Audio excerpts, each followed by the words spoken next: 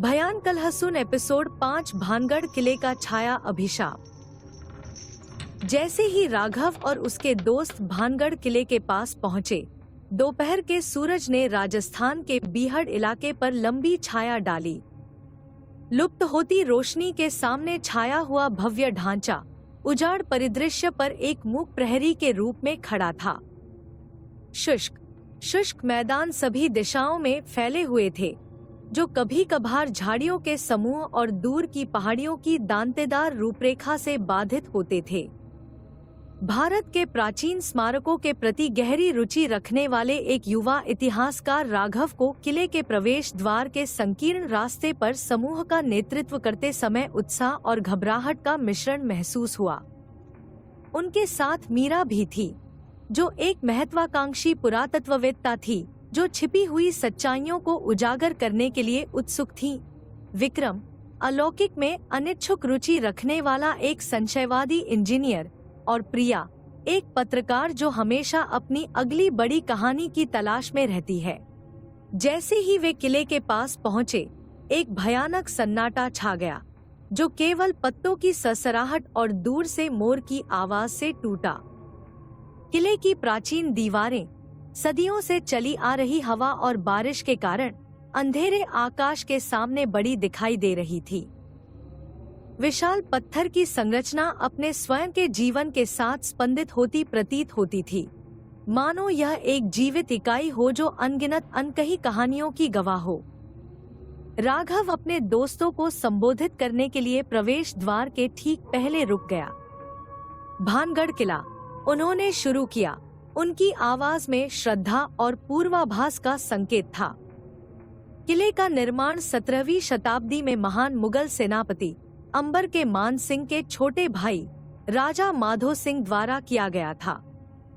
हालांकि यह स्थान वास्तुकला की भव्यता के साथ साथ त्रासदी का भी एक स्मारक है। मीरा की आंखें जिज्ञासा से चमक उठीं। इसे क्यों छोड़ दिया गया? यहाँ क्या हुआ? राघव ने सिर हिलाया, मानो प्रश्न की प्रतीक्षा कर रहा हो। पौराणिक कथा के अनुसार किले को बालानाथ नाम के एक शक्तिशाली जादूगर ने शाप दिया था। वह पास में ही रहता था और किले के निर्माण का सख्त विरोध करता था। उसे डर था कि इससे उसके तपस्वी प्रवास पर कोई छाया पड़ सकती है। जब राजा माधो सिंह ने उसकी मंजूरी मांगी, बालानाथ अनिच्छा से इस शर्त पर सहमत हुए कि किले की छाया कभी भी उनके घर पर नहीं पड़ेगी। उन्होंने चेतावनी दी, किला बर्बाद हो जाएगा। हमेशा संशय में रहने वाले विक्रम ने अपनी आंखें घुमा ली। एक अभिशाप, किसी परी कथा जैसा कुछ लगता है। राघव मंद मुस्कुराया। शायद, लेकिन कहानियां कायम हैं। बालानाथ की चेतावनी को नजरअंदाज कर दिया गया और किले के विस्तार ने जल्द ही उनके आवास पर अपनी छाया डाल दी। उनके वचन के अनुसार कुछ ही समय बाद किला खंडहर में गिर गया।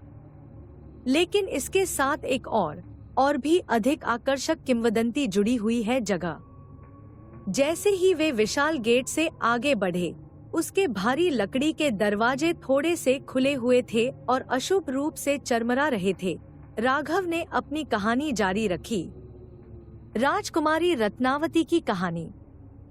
वह भानगढ़ के शासक छत्र सिंह की बेटी थी और अपनी सुंदरता और बुद्धिमत्ता के लिए प्रसिद्ध थी। शादी के लिए उसका हाथ मांगने के लिए दूर दूर से प्रेमी आते थे। हमेशा रोमांटिक रहने वाली प्रिया करीब आ गई। उसे क्या हुआ?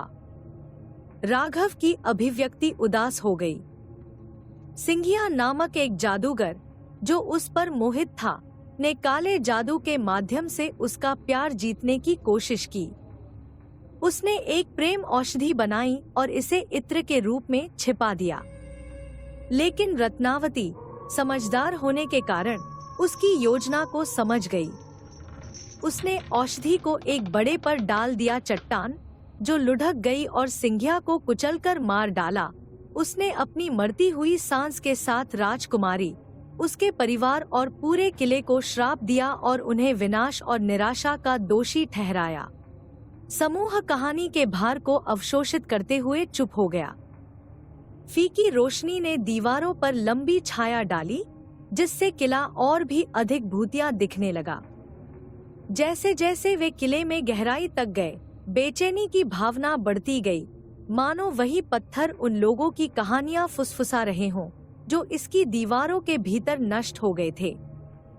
वे एक विशाल प्रांगण में दाखिल हुए, जिसके कभी भव्य फव्वारे अब सूख गए थे और टूट गए थे। दीवारों को फीके भित्तिचित्रों से सजाया गया था, जो शाही जीवन और बहुत पहले लड़ी गई लड़ाइयों के दृश्यों को दर्शाते थे। आंगन के बीचों बीच एक बड़ा बरगद का पेड़ खड़ा था। उसकी नुकीली जड़ें समय की डोरियों की तरह घूम घूम कर घूम रही थी। राघव उन्हें आंगन के दूर छोर पर एक छोटे से मंदिर में ले गया। भगवान शिव को समर्पित यह मंदिर जीर्णशीर्ण अवस्था में था, लेकिन इसकी पवित्रता बरकरार रही। यह मंदिर, राघव ने समझाया, कहा जाता है कि यह भानगढ़ का एकमात्र स्थान है जो श्राप से मुक्त है। ऐसा माना जाता है कि देवता की उपस्थिति इसे किसी भी बुरी ताकतों से बचाती है। जैसे ही वे मंदिर के शांत आंतरिक भाग में खड़े हुए, मीरा को अपनी रीढ़ की हड्डी में ठंडक महसूस हुई। क्या आपको लगता है कि अभिशाप वास्तविक है? उसने पूछा। उसकी आवाज फुसफुसाहट से थोड़ी ही ऊपर थी। राघव ने आह भरी। उसकी नजर भगवान शिव की प्राचीन मूर्ति पर टिकी। भले ही अभिशाप वास्तविक हो या नहीं, इससे पैदा होने वाला डर बहुत स्पष्ट है। पिछले कुछ वर्षों में यहाँ असाधारण गतिविधि की कई रिपोर्टें आई हैं। लोगों ने कदमों की आवाज सुनी है, भूत देखे हैं और भय की जबरदस्त भावना महसूस की है। पुरातत्व भारतीय सर्वेक्षण विभाग ने सूर्यास्त के बाद किले में आगंतुकों के प्रवेश पर रोक लगाने वाला एक चिन्ह भी लगा दिया है। विक्रम ने माहौल को हल्का करने की कोशिश करते हुए चुटकी ली। ठीक है, मुझे लगता है कि हम अंधविश्वासी प्रकार के नहीं हैं, है ना? लेकिन मजाक असफल रहा और समूह शांत रहा। प्रत्येक अपने अपने विचारों में खोया रहा। किले का दमनकारी माहौल उन पर भारी पड़ रहा था, मानो हवा उन लोगों की यादों से भर गई हो जो कभी इन दीवारों के भीतर रहते थे और मर गए थे। जैसे ही वे मंदिर से बाहर निकले और शाही महल की ओर बढ़े, सूरज की आखिरी किरणें क्षितिज से नीचे डूब गईं, जिससे किला स्याह अंधेरे में डूब गया। बादलों के घूंघट के पीछे आधा छिपा हुआ चंद्रमा थोड़ी रोशनी प्रदान करता था और समूह को भूल भुलैया गलियारों में नेविगेट करने के लिए अपनी फ्लैशलाइट पर निर्भर रहना पड़ता था। यह महल, जो कभी भव्यता और ऐश्वर्य का प्रतीक था, अब एक ढहता हुआ खंडहर बन गया था। इसकी दीवारें जटिल नक्काशी से सजी हुई थी, जो अब समय के साथ नष्ट हो गई हैं और फर्श मलबे से अटे पड़े हैं। जैसे ही उन्होंने सुनसान हॉलों का पता लगाया, उनके कदमों की आवाज भयानक रूप से गूंज उठी, जिससे अलगाव और परित्याग की भावना बढ़ गई। एक कक्ष में उन्हें एक बड़ा सजावटी नक्काशीदार दर्पण मिला, जिसकी सतह धूल की मोटी परत से ढकी हुई थी। विरोध करने में असमर्थ मीरा ने गंदगी को मिटा दिया, जिससे एक प्रतिबिंब सामने आया जो मंद रोशनी में टिमटिमाता और डगमगाता हुआ लग रहा था। यह सुंदर है, उसने अपनी उंगलियों से जटिल डिजाइन बनाते हुए बड़बड़ाया। उन सभी लोगों की कल्पना करें जिन्होंने इस दर्पण को देखा होगा। उन सभी जिंदगियों की कल्पना करें जो इस जगह से गुजरी। प्रिया, जो अपने कैमरे पर उनकी यात्रा रिकॉर्ड कर रही थी, ने सिर हिलाया। यह समय में पीछे जाने जैसा है। क्या आपको नहीं लगता कि इसमें एक खास उदासी भरा सौंदर्य है? लेकिन जैसे ही वह बोल रही थी, हवा ठंडी हो गई और अचानक हवा का झोंका चैम्बर में चला गया, जिससे उनकी फ्लैशलाइटें बुझ गईं। समूह अंधेरे में डूब गया था और एक पल के लिए घबराहट का माहौल बन गया। वे अपनी फ्लैशलाइट से लड़खड़ा रहे थे, उन्हें फिर से जगाने की कोशिश कर रहे थे, लेकिन ऐसा लग रहा था कि अंधेरा हर तरफ से उन पर हावी हो रहा था। फिर पहले तो हल्के से उन्होंने इसे सुना, दूर से गूंजते कदमों की आवाज। आवाज तेज, करीब आती गई, जब तक कि ऐसा लगने लगा कि वह उनके ठीक बगल में है। दिल की धड़कन तेज हो गई। राघव अपनी टॉर्च को चालू करने में कामयाब रहा, जिससे पूरे कक्ष में प्रकाश की किरण फैल गई। लेकिन वहां कुछ भी नहीं था। धूल और छाया को छोड़कर कक्ष खाली था। कदमों की आवाज रुक गई और उनके पीछे एक बेचैन कर देने वाली खामोशी छा गई। विक्रम ने, जिसका चेहरा पीला पड़ गया था, इसे हंसने की कोशिश की। शायद सिर्फ हवा। इस तरह की पुरानी जगहें आपके साथ चालाकी कर सकती हैं। लेकिन उसकी आंखों में डर ने उसकी बहादुरी को उजागर कर दिया और समूह एक दूसरे के करीब आ गया। उनकी घबराहट बढ़ गई। दमनकारी अंधेरे में अलग होने का जोखिम उठाने को तैयार न होते हुए उन्होंने अपनी शेष खोज के लिए एक साथ रहने का फैसला किया। जैसे ही वे महल से गुजरे, वे इस एहसास से उबर नहीं पाए कि उन पर नजर रखी जा रही है। परछाइयां उनकी दृष्टि के कोनों में बदलती और घूमती हुई प्रतीत होती थी और फुसफुसाती आवाजों की आवाज हवा में घूमती रहती थी। प्राचीन संरचना की हर चरमराहट और कराह पूर्वाभास की भावना को बढ़ाते हुए बढ़ी हुई लग रही थी। आखिरकार वे महल के शीर्ष पर पहुंचे, जहां एक बड़ी छत से किले और आसपास के परिदृश्य का दृश्य दिखाई देता था। दृश्य मनमोहक था। चंद्रमा खंडहरों पर चांदी जैसी चमक बिखेर रहा था, लेकिन सुंदरता भय की एक अटल भावना से भरी हुई थी। राघव ने अपनी नसों को स्थिर करने की कोशिश करते हुए एक गहरी सांस ली। हमने आज रात के लिए काफी कुछ देख लिया है। आइए वापस चलें और फिर से इकट्ठा हों। हम सुबह अपनी खोज जारी रख सकते हैं। समूह सहमत हो गया। किले के दमनकारी माहौल को पीछे छोड़ने से राहत मिली। जैसे ही वे महल से वापस नीचे जाने लगे, उन्हें देखा जाने का एहसास बना रहा, लेकिन उन्होंने खुद को आगे के रास्ते पर ध्यान केंद्रित करने के लिए मजबूर किया। अपने वाहन की सुरक्षा तक पहुंचने के लिए दृढ़ संकल्प किया। जैसे ही वे किले से बाहर निकले और पार्किंग क्षेत्र की ओर चले, रात की ठंडी हवा ने राहत का एहसास कराया। किले के वातावरण का दमनकारी बोझ बढ़ने लगा। उसकी जगह रात की परिचित आवाजें, झींगुरों की चहचहाहट, उल्लू की दूर से आने वाली आवाजें आने लगी। वे अपनी कार तक पहुंचे और तेजी से ढेर हो गए। अपने और किले के बीच कुछ दूरी बनाने के लिए उत्सुक थे। जैसे ही वे चले गए, भानगढ़ किले की छाया अंधेरे में छिप गई, लेकिन इसकी उपस्थिति उनके दिमाग में रात के अनुभवों की याद दिलाती रही। अपने होटल में वापस वे छोटे भोजन क्षेत्र में एकत्र हुए। प्रत्येक अपने विचारों में खोया हुआ था। राघव ने चुप्पी तोड़ी। उसकी आवाज विचारपूर्ण थी। किंवदंतियां सच है या नहीं, इस बात से इनकार नहीं किया जा सकता है कि भानगढ़ किले की एक शक्तिशाली उपस्थिति है। ऐसा लगता है जैसे हवा ही अपने अतीत की ऊर्जा से चार्ज हो गई है। मीरा ने सिर हिलाया। मैंने कभी ऐसा महसूस नहीं किया।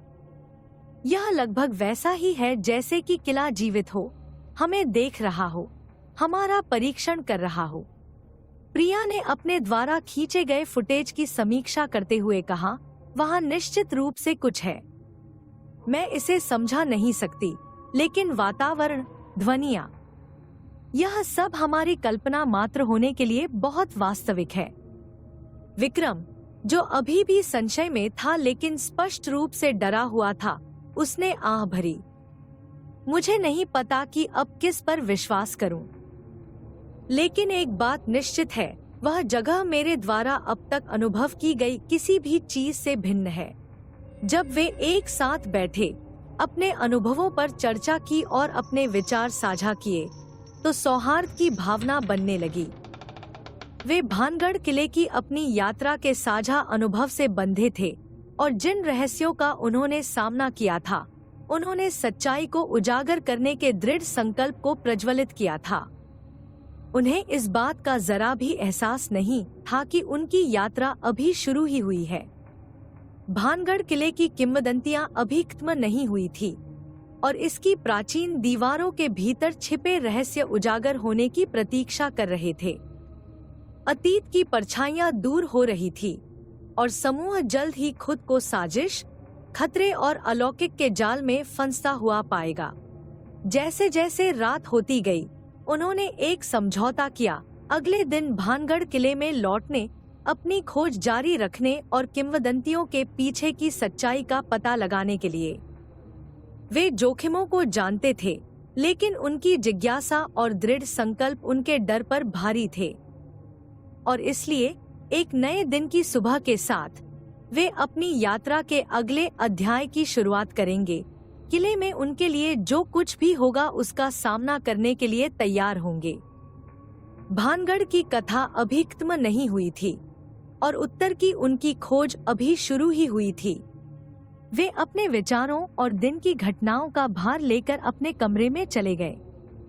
राघव अपने बिस्तर पर लेटा हुआ छत की ओर देख रहा था। उसका दिमाग इस बात की संभावनाओं में दौड़ रहा था कि वे क्या खोज सकते हैं। उसने जो कहानियां पढ़ी थी, असाधारण गतिविधियों के विवरण और अस्पष्ट घटनाएं अब पहले से कहीं अधिक वास्तविक थी। उनके अंदर का इतिहासकार सत्य को उजागर करने, तथ्य को कल्पना से अलग करने के लिए उत्सुक था। मीरा अपने कमरे में भी उतनी ही बेचैन थी। जो कलाकृतियां उन्होंने देखी थी, जिन खंडहरों से वे गुजरे थे, उन सभी में एक कहानी थी जो बताए जाने की प्रतीक्षा कर रही थी। वह और अधिक विश्लेषणात्मक नजर से किले का पता लगाने के लिए और अधिक गहराई तक खुदाई करने का इंतजार नहीं कर सकती थी। उनके अंदर का पुरातत्वविद भानगढ़ किले के अवशेषों को उजागर करने और इतिहास को एक साथ जोड़ने की संभावना से उत्साहित था। प्रिया ने अपने नोट्स और फुटेज की समीक्षा की। उसकी पत्रकार प्रवृत्ति तेज हो गई।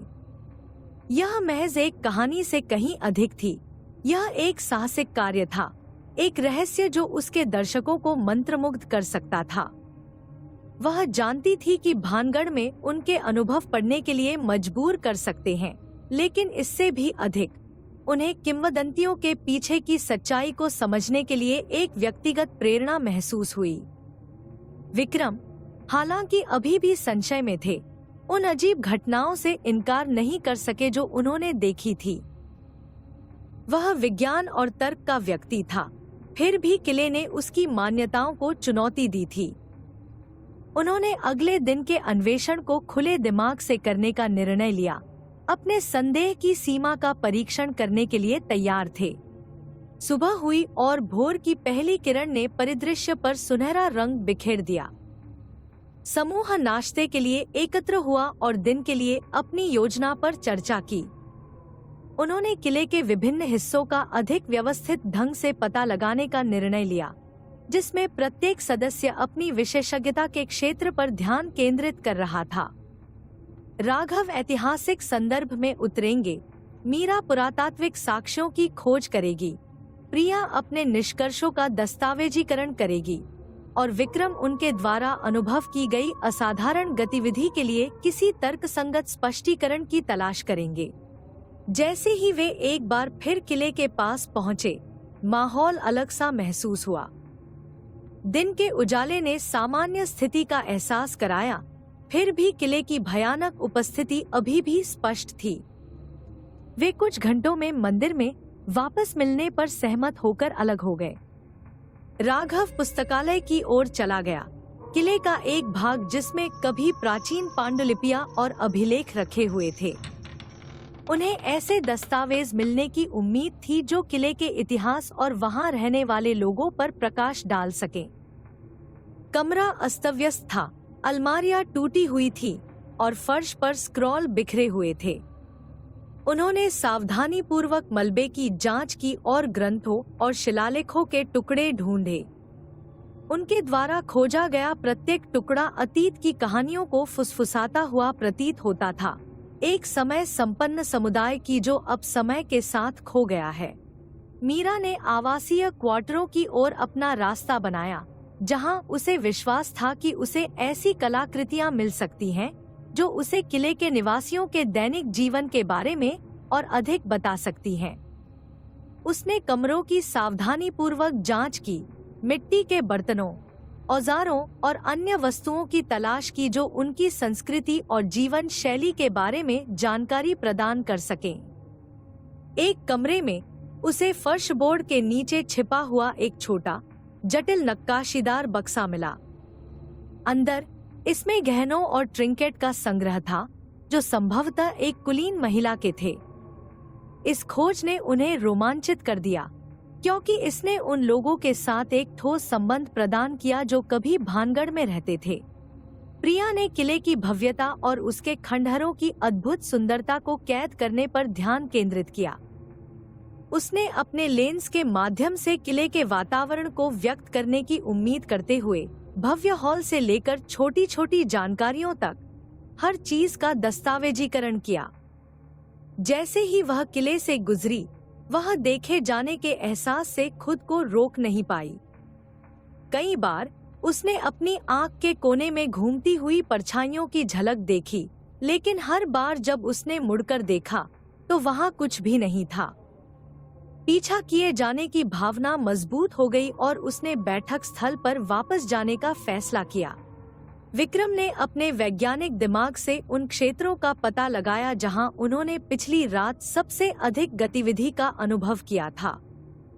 उन्होंने तापमान में उतार चढ़ाव, विद्युत चुंबकीय क्षेत्र और अन्य पर्यावरणीय कारकों को मापने के लिए उपकरण स्थापित किए जो अजीब घटनाओं की व्याख्या कर सकते थे।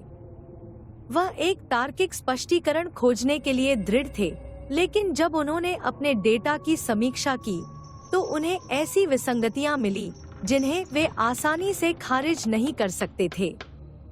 तापमान में गिरावट और ईएमएफ रीडिंग में उछाल उन क्षणों के साथ मेल खाता प्रतीत होता है जब उन्हें बेचैनी की तीव्र भावना महसूस हुई थी। ऐसा लग रहा था मानो किला स्वयं उनकी उपस्थिति पर प्रतिक्रिया कर रहा हो। वे मंदिर में फिर से एकत्र हुए, प्रत्येक ने अपने निष्कर्ष साझा किए। राघव को किले के निर्माण के संदर्भ और बालानाथ और राजकुमारी रत्नावती का उल्लेख मिला था, जिससे किंवदंतियों को कुछ विश्वसनीयता मिली। मीरा द्वारा बक्से और उसकी सामग्री की खोज ने किले के अतीत से एक व्यक्तिगत संबंध प्रदान किया। प्रिया के फुटेज में किले की मनमोहक सुंदरता के साथ साथ अकथनीय परछाइयां और हलचलें भी कैद हुईं। विक्रम के आंकड़ों से पता चला कि किले के बारे में वास्तव में कुछ असामान्य था। जैसे जैसे उन्होंने अपने निष्कर्षों पर चर्चा की, माहौल प्रत्याशा से भारी हो गया।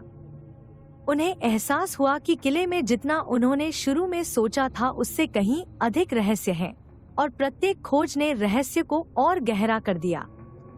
उन्होंने अपने अगले अन्वेषण को उन क्षेत्रों पर केंद्रित करने का निर्णय लिया जो किंवदंतियों से सबसे अधिक निकटता से जुड़े हुए हैं, जादूगर की वापसी और वह शिला जिसने कथित तौर पर सिंघिया को मार डाला था। विश्राम स्थल किले की ओर देखने वाली पहाड़ी पर एक छोटी सी गुफा थी। उस तक पहुंचने का रास्ता कठिन और कठिन था, लेकिन वे उस तक पहुंचने के लिए दृढ़ थे। जैसे जैसे वे चढ़ते गए, देखे जाने की भावना पहले से कहीं अधिक मजबूत होकर लौट आई। हवा चट्टानों के बीच से गरज रही थी, अपने साथ फुसफुसाहट और हल्की चीखें लेकर आ रही थी। वे उस गुफा तक पहुँचे, जिसका प्रवेश द्वार झाड़ियों के बीच बमुश्किल दिखाई दे रहा था। अंदर हवा ठंडी और नम थी, और दीवारें प्राचीन नक्काशी और प्रतीकों से ढकी हुई थी। राघव ने कुछ शिलालेखों का अनुवाद किया, जिनमें अंधेरे अनुष्ठानों और शक्तिशाली शापों की बात की गई थी। शिलाखंड किले के एक एकांत भाग में स्थित था, जो घनी वनस्पतियों से घिरा हुआ था। यह एक भव्य पत्थर था, उनकी कल्पना से भी बड़ा। गहरी खांचों और निशानों से पता चलता था कि इसे बड़ी ताकत से हटाया गया था। मीरा ने अशांति या ऐतिहासिक महत्व के किसी संकेत की तलाश में क्षेत्र की जांच की। उसे एक प्राचीन वेदी जैसी दिखने वाली चीज के अवशेष मिले, जिससे पुष्टि हुई कि इस स्थान का उपयोग अनुष्ठानों के लिए किया गया था। जैसे ही वे चट्टान के पास खड़े हुए, सूरज डूबने लगा, जिससे किले पर लंबी छाया पड़ने लगी। माहौल तनावपूर्ण हो गया और हवा अदृश्य ऊर्जा से कंपन करने लगी। उन्हें अचानक ठंड महसूस हुई और उनके नीचे की जमीन खिसकती हुई प्रतीत हुई। शिलाखंड, जो सदियों से स्थिर खड़ा था, कांपने लगा। जब उन्हें एहसास हुआ कि भानगढ़ का अभिशाप सिर्फ एक किंवदंती से अधिक हो सकता है, तो दहशत फैल गई। जमीन जोर से हिली और चट्टान खिसककर उनकी ओर लुढ़कने लगी। वे उसके रास्ते से हटने के लिए छटपटा रहे थे, बमुश्किल बच निकले, क्योंकि वह दुर्घटनाग्रस्त हो गया और अपने पीछे विनाश का निशान छोड़ गया। बेदम और हिले हुए, वे मंदिर में फिर से एकत्र हुए। यही एकमात्र स्थान था जहां वे सुरक्षित महसूस करते थे। अनुभव ने उनकी विश्वास प्रणाली को हिला दिया था, जिससे उन्हें इस संभावना का सामना करने के लिए मजबूर होना पड़ा कि अलौकिक वास्तविक हो सकता है। उन्होंने रात के लिए किला छोड़ने का फैसला किया, क्योंकि जो कुछ हुआ था उसे संसाधित करने और अपने अगले कदम की योजना बनाने के लिए समय की आवश्यकता थी। होटल में वापस आकर वे चुपचाप बैठे थे, प्रत्येक अपने विचारों में खोया हुआ था। दिन की घटनाओं ने उन पर गहरा प्रभाव छोड़ा था और वे जानते थे कि उत्तर की उनकी तलाश अभी खत्म नहीं हुई है। किले ने धीरे धीरे अपने रहस्यों को उजागर कर दिया था और वे सच्चाई को उजागर करने के लिए दृढ़ थे, चाहे कोई भी कीमत चुकानी पड़े। राघव ने सबसे पहले बात की। उसकी आवाज स्थिर लेकिन संकल्प से भरी हुई थी। हमें सावधान रहने की जरूरत है। भानगढ़ में जो कुछ भी हो रहा है वह शक्तिशाली और खतरनाक है, लेकिन हम अब रुक नहीं सकते। सच्चाई को सामने लाने का दायित्व हमें खुद पर और इतिहास पर है। मीरा ने सिर हिलाया। हमें और जानकारी चाहिए। हमें स्थानीय लोगों से बात करनी चाहिए और कहानियां और विवरण इकट्ठा करना चाहिए। हो सकता है कि कुछ सुराग हम चूक गए हों। प्रिया सहमत हो गई। मैं फुटेज की फिर से समीक्षा करूंगा, ऐसी किसी भी चीज की तलाश करूंगा जिसे हमने अनदेखा किया होगा, और मैं अब तक के हमारे अनुभवों के बारे में लिखूंगा। लोगों को इसके बारे में जानने की जरूरत है। विक्रम, हालांकि अभी भी अपने संदेह से जूझ रहे हैं, उन्होंने कहा, मैं डेटा का फिर से विश्लेषण करूंगा, पैटर्न की तलाश करूंगा। एक वैज्ञानिक स्पष्टीकरण होना चाहिए, या कम से कम कुछ ऐसा होना चाहिए जिसका उपयोग हम यह समझने के लिए कर सकें कि क्या हो रहा है। उन्होंने स्पष्ट रणनीति और गहरी समझ के साथ भानगढ़ किले में लौटने का दृढ़ निश्चय करते हुए अपने अगले कदम की योजना बनाते हुए रात बिताई। किले की किंवदंतियां सिर्फ कहानियों से कहीं अधिक थीं। वे एक पहेली थे जो सुलझने का इंतजार कर रहे थे, और वे ही इसे हल करने वाले थे। जैसे ही भोर की पहली किरण क्षितिज पर फूटी, वे एक बार फिर किले का सामना करने के लिए तैयार हो गए। भानगढ़ की किंवदंती ने अभी अपने रहस्यों को उजागर करना शुरू ही किया था, और उनकी यात्रा अभी खत्म नहीं हुई थी। वे अपने ज्ञान, अपने साहस और अपनी अदम्य जिज्ञासा से लैस होकर आगे आने वाली किसी भी परिस्थिति का सामना करने के लिए तैयार थे। सुबह का सूरज क्षितिज पर फूटा, जिससे भानगढ़ किले की प्राचीन दीवारों पर सुनहरा रंग छा गया। पिछले दिन की घटनाएं राघव और उसके दोस्तों के दिमाग में घूम गईं। भय और भय का एक शक्तिशाली मिश्रण जिसने सच्चाई को उजागर करने के लिए उनके दृढ़ संकल्प को बढ़ावा दिया। उन्होंने अपने उपकरण इकट्ठे किए, अपनी योजनाओं की समीक्षा की और एक बार फिर किले की ओर प्रस्थान किया, इसके रहस्यों को गहराई से जानने के लिए तैयार हुए। जैसे ही वे किले के पास पहुंचे, दिन के उजाले में माहौल अलग सा महसूस हुआ।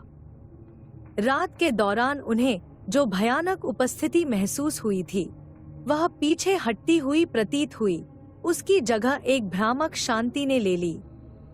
वे एक बार फिर अलग हो गए, प्रत्येक अपने रुचि के निर्दिष्ट क्षेत्रों की ओर बढ़ रहे थे, भानगढ़ से जुड़ी किंवदंतियों के बारे में और अधिक सुराग खोजने के लिए दृढ़ संकल्पित थे। राघव किले के इतिहास पर प्रकाश डालने वाले और दस्तावेज खोजने की उम्मीद में पुस्तकालय में वापस चला गया। उन्होंने अतीत के टुकड़ों को जोड़ते हुए बिखरे हुए स्क्रॉल और पांडुलिपियों को ध्यान से देखा। उनके धैर्य का फल तब मिला जब उन्हें एक पुस्तक मिली जिसमें राजकुमारी रत्नावती के जीवन और उनके दुखद भाग्य का विवरण था। स्क्रॉल के अनुसार रत्नावती एक प्रिय व्यक्ति थीं, जो अपनी सुंदरता और ज्ञान के लिए जानी जाती थी। भानगढ़ के लोग उनकी ओर आदर की दृष्टि से देखते थे और उनकी असामयिक मृत्यु ने किले को निराशा में डाल दिया था। मीरा कलाकृतियों की खोज जारी रखने के लिए उत्सुक होकर आवासीय क्वार्टर में लौट आई। उसने कमरों की सावधानीपूर्वक जांच की और ऐसी किसी भी चीज की तलाश की जो किले के निवासियों के दैनिक जीवन के बारे में जानकारी प्रदान कर सके। एक कमरे में उसे फर्श बोर्ड के नीचे छिपा हुआ एक छोटा, जटिल नक्काशीदार बक्सा मिला। अंदर इसमें गहनों और ट्रिंकेट का संग्रह था, जो संभवतः एक कुलीन महिला के थे। इस खोज ने उन्हें रोमांचित कर दिया, क्योंकि इसने उन लोगों के साथ एक ठोस संबंध प्रदान किया जो कभी भानगढ़ में रहते थे। प्रिया ने किले की भव्यता और उसके खंडहरों की अद्भुत सुंदरता को कैद करने पर ध्यान केंद्रित किया। उसने अपने लेंस के माध्यम से किले के वातावरण को व्यक्त करने की उम्मीद करते हुए भव्य हॉल से लेकर छोटी छोटी जानकारियों तक हर चीज का दस्तावेजीकरण किया। जैसे ही वह किले से गुजरी, वह देखे जाने के एहसास से खुद को रोक नहीं पाई। कई बार उसने अपनी आंख के कोने में घूमती हुई परछाइयों की झलक देखी, लेकिन हर बार जब उसने मुड़कर देखा तो वहां कुछ भी नहीं था। पीछा किए जाने की भावना मजबूत हो गई और उसने बैठक स्थल पर वापस जाने का फैसला किया। विक्रम ने अपने वैज्ञानिक दिमाग से उन क्षेत्रों का पता लगाया जहां उन्होंने पिछली रात सबसे अधिक गतिविधि का अनुभव किया था। उन्होंने तापमान में उतार चढ़ाव, विद्युत चुंबकीय क्षेत्र और अन्य पर्यावरणीय कारकों को मापने के लिए उपकरण स्थापित किए जो अजीब घटनाओं की व्याख्या कर सकते थे। वह एक तार्किक स्पष्टीकरण खोजने के लिए दृढ़ थे, लेकिन जब उन्होंने अपने डेटा की समीक्षा की तो उन्हें ऐसी विसंगतियां मिली जिन्हें वे आसानी से खारिज नहीं कर सकते थे। तापमान में गिरावट और ईएमएफ रीडिंग में उछाल उन क्षणों के साथ मेल खाता प्रतीत होता है जब उन्हें बेचैनी की तीव्र भावना महसूस हुई थी। ऐसा लग रहा था मानो किला स्वयं उनकी उपस्थिति पर प्रतिक्रिया कर रहा हो। जैसे जैसे दिन चढ़ता गया, वे मंदिर में फिर से एकत्र हुए और प्रत्येक ने अपने निष्कर्ष साझा किए। राघव को किले के निर्माण के संदर्भ और बालानाथ और राजकुमारी रत्नावती का उल्लेख मिला था, जिससे किंवदंतियों को कुछ विश्वसनीयता मिली। मीरा द्वारा बक्से और उसकी सामग्री की खोज ने किले के अतीत से एक व्यक्तिगत संबंध प्रदान किया। प्रिया के फुटेज में किले की मनमोहक सुंदरता के साथ साथ अकथनीय परछाइयां और हलचलें भी कैद हुईं। विक्रम के आंकड़ों से पता चला कि किले के बारे में वास्तव में कुछ असामान्य था। उन्होंने अपने अगले अन्वेषण को उन क्षेत्रों पर केंद्रित करने का निर्णय लिया जो किंवदंतियों से सबसे अधिक निकटता से जुड़े हुए हैं, जादूगर की वापसी और वह शिला जिसने कथित तौर पर सिंघिया को मार डाला था। विश्राम स्थल किले की ओर देखने वाली पहाड़ी पर एक छोटी सी गुफा थी। उस तक पहुंचने का रास्ता कठिन और कठिन था, लेकिन वे उस तक पहुंचने के लिए दृढ़ थे। जैसे जैसे वे चढ़ते गए, देखे जाने की भावना पहले से कहीं अधिक मजबूत होकर लौट आई। हवा चट्टानों के बीच से गरज रही थी, अपने साथ फुसफुसाहट और हल्की चीखें लेकर आ रही थी। वे उस गुफा तक पहुंचे, जिसका प्रवेश द्वार झाड़ियों के बीच बमुश्किल दिखाई दे रहा था। अंदर हवा ठंडी और नम थी और दीवारें प्राचीन नक्काशी और प्रतीकों से ढकी हुई थी। राघव ने कुछ शिलालेखों का अनुवाद किया, जिनमें अंधेरे अनुष्ठानों और शक्तिशाली शापों की बात की गई थी। शिलाखंड किले के एक एकांत भाग में स्थित था, जो घनी वनस्पतियों से घिरा हुआ था। यह एक भव्य पत्थर था, उनकी कल्पना से भी बड़ा। गहरी खांचों और निशानों से पता चलता था कि इसे बड़ी ताकत से हटाया गया था। मीरा ने अशांति या ऐतिहासिक महत्व के किसी संकेत की तलाश में क्षेत्र की जांच की। उसे एक प्राचीन वेदी जैसी दिखने वाली चीज के अवशेष मिले, जिससे पुष्टि हुई कि इस स्थान का उपयोग अनुष्ठानों के लिए किया गया था। जैसे ही वे चट्टान के पास खड़े हुए, सूरज डूबने लगा, जिससे किले पर लंबी छाया पड़ने लगी। माहौल तनावपूर्ण हो गया और हवा अदृश्य ऊर्जा से कंपन करने लगी। उन्हें अचानक ठंड महसूस हुई और उनके नीचे की जमीन खिसकती हुई प्रतीत हुई। शिलाखंड, जो सदियों से स्थिर खड़ा था, कांपने लगा। जब उन्हें एहसास हुआ कि भानगढ़ का अभिशाप सिर्फ एक किंवदंती से अधिक हो सकता है, तो दहशत फैल गई। जमीन जोर से हिली और चट्टान खिसककर उनकी ओर लुढ़कने लगी। वे उसके रास्ते से हटने के लिए छटपटा रहे थे, बमुश्किल बच निकले, क्योंकि वह दुर्घटनाग्रस्त हो गया और अपने पीछे विनाश का निशान छोड़ गया। बेदम और हिले हुए, वे मंदिर में फिर से एकत्र हुए। यही एकमात्र स्थान था जहां वे सुरक्षित महसूस करते थे। अनुभव ने उनकी विश्वास प्रणाली को हिला दिया था, जिससे उन्हें इस संभावना का सामना करने के लिए मजबूर होना पड़ा कि अलौकिक वास्तविक हो सकता है। उन्होंने रात के लिए किला छोड़ने का फैसला किया, क्योंकि जो कुछ हुआ था उसे संसाधित करने और अपने अगले कदम की योजना बनाने के लिए समय की आवश्यकता थी। होटल में वापस आकर वे चुपचाप बैठे थे, प्रत्येक अपने विचारों में खोया हुआ था। दिन की घटनाओं ने उन पर गहरा प्रभाव छोड़ा था और वे जानते थे कि उत्तर की उनकी तलाश अभी खत्म नहीं हुई है। किले ने धीरे धीरे अपने रहस्यों को उजागर कर दिया था और वे सच्चाई को उजागर करने के लिए दृढ़ थे, चाहे कोई भी कीमत चुकानी पड़े। राघव ने सबसे पहले बात की। उसकी आवाज स्थिर लेकिन संकल्प से भरी हुई थी। हमें सावधान रहने की जरूरत है। भानगढ़ में जो कुछ भी हो रहा है वह शक्तिशाली और खतरनाक है, लेकिन हम अब रुक नहीं सकते। सच्चाई को सामने लाने का दायित्व हमें खुद पर और इतिहास पर है। मीरा ने सिर हिलाया। हमें और जानकारी चाहिए।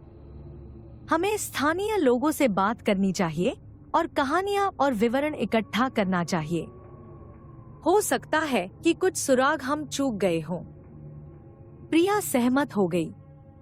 मैं फुटेज की फिर से समीक्षा करूंगा, ऐसी किसी भी चीज की तलाश करूंगा जिसे हमने अनदेखा किया होगा, और मैं अब तक के हमारे अनुभवों के बारे में लिखूंगा। लोगों को इसके बारे में जानने की जरूरत है। विक्रम, हालांकि अभी भी अपने संदेह से जूझ रहे हैं, उन्होंने कहा, मैं डेटा का फिर से विश्लेषण करूंगा, पैटर्न की तलाश करूंगा। एक वैज्ञानिक स्पष्टीकरण होना चाहिए, या कम से कम कुछ ऐसा होना चाहिए जिसका उपयोग हम यह समझने के लिए कर सकें कि क्या हो रहा है। उन्होंने स्पष्ट रणनीति और गहरी समझ के साथ भानगढ़ किले में लौटने का दृढ़ निश्चय करते हुए अपने अगले कदम की योजना बनाते हुए रात बिताई। किले की किंवदंतियां सिर्फ कहानियों से कहीं अधिक थीं। वे एक पहेली थे जो सुलझने का इंतजार कर रहे थे, और वे ही इसे हल करने वाले थे। जैसे ही भोर की पहली किरण क्षितिज पर फूटी, वे एक बार फिर किले का सामना करने के लिए तैयार हो गए। भानगढ़ की किंवदंती ने अभी अपने रहस्यों को उजागर करना शुरू ही किया था, और उनकी यात्रा अभी खत्म नहीं हुई थी। वे अपने ज्ञान, साहस और अदम्य जिज्ञासा से लैस होकर आगे आने वाली हर परिस्थिति का सामना करने के लिए तैयार थे।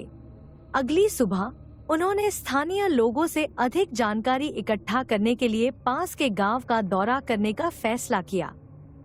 उन्हें ऐसे लोगों की तलाश थी जो किले और इसकी किंवदंतियों के साथ अपने अनुभवों का प्रत्यक्ष विवरण प्रदान कर सकें। गांव, खेतों से घिरा घरों का एक छोटा सा समूह, किले से कुछ ही दूरी पर था।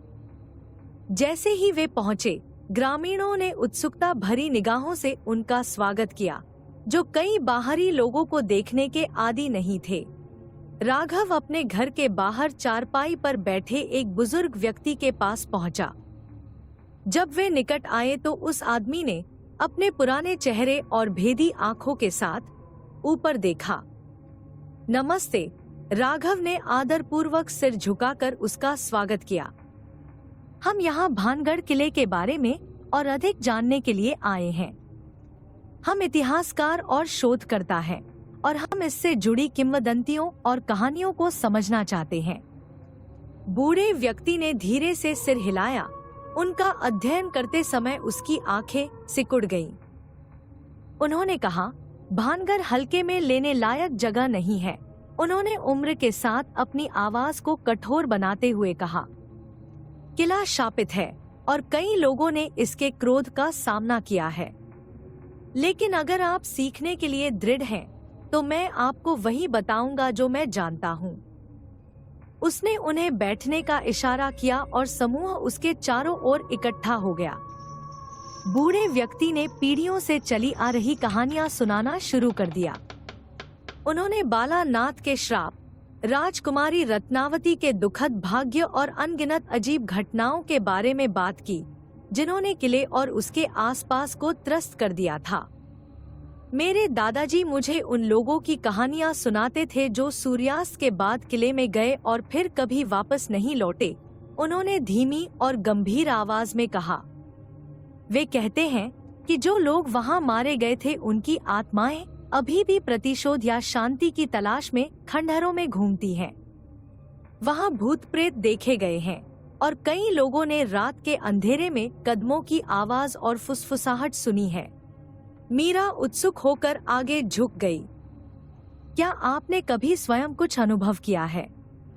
बूढ़े ने सिर हिलाया। एक बार जब मैं छोटा लड़का था, मैं शाम के समय किले के बहुत करीब भटक रहा था। मैंने एक महिला की आवाज सुनी जो मेरा नाम पुकार रही थी, लेकिन वहां कोई नहीं था।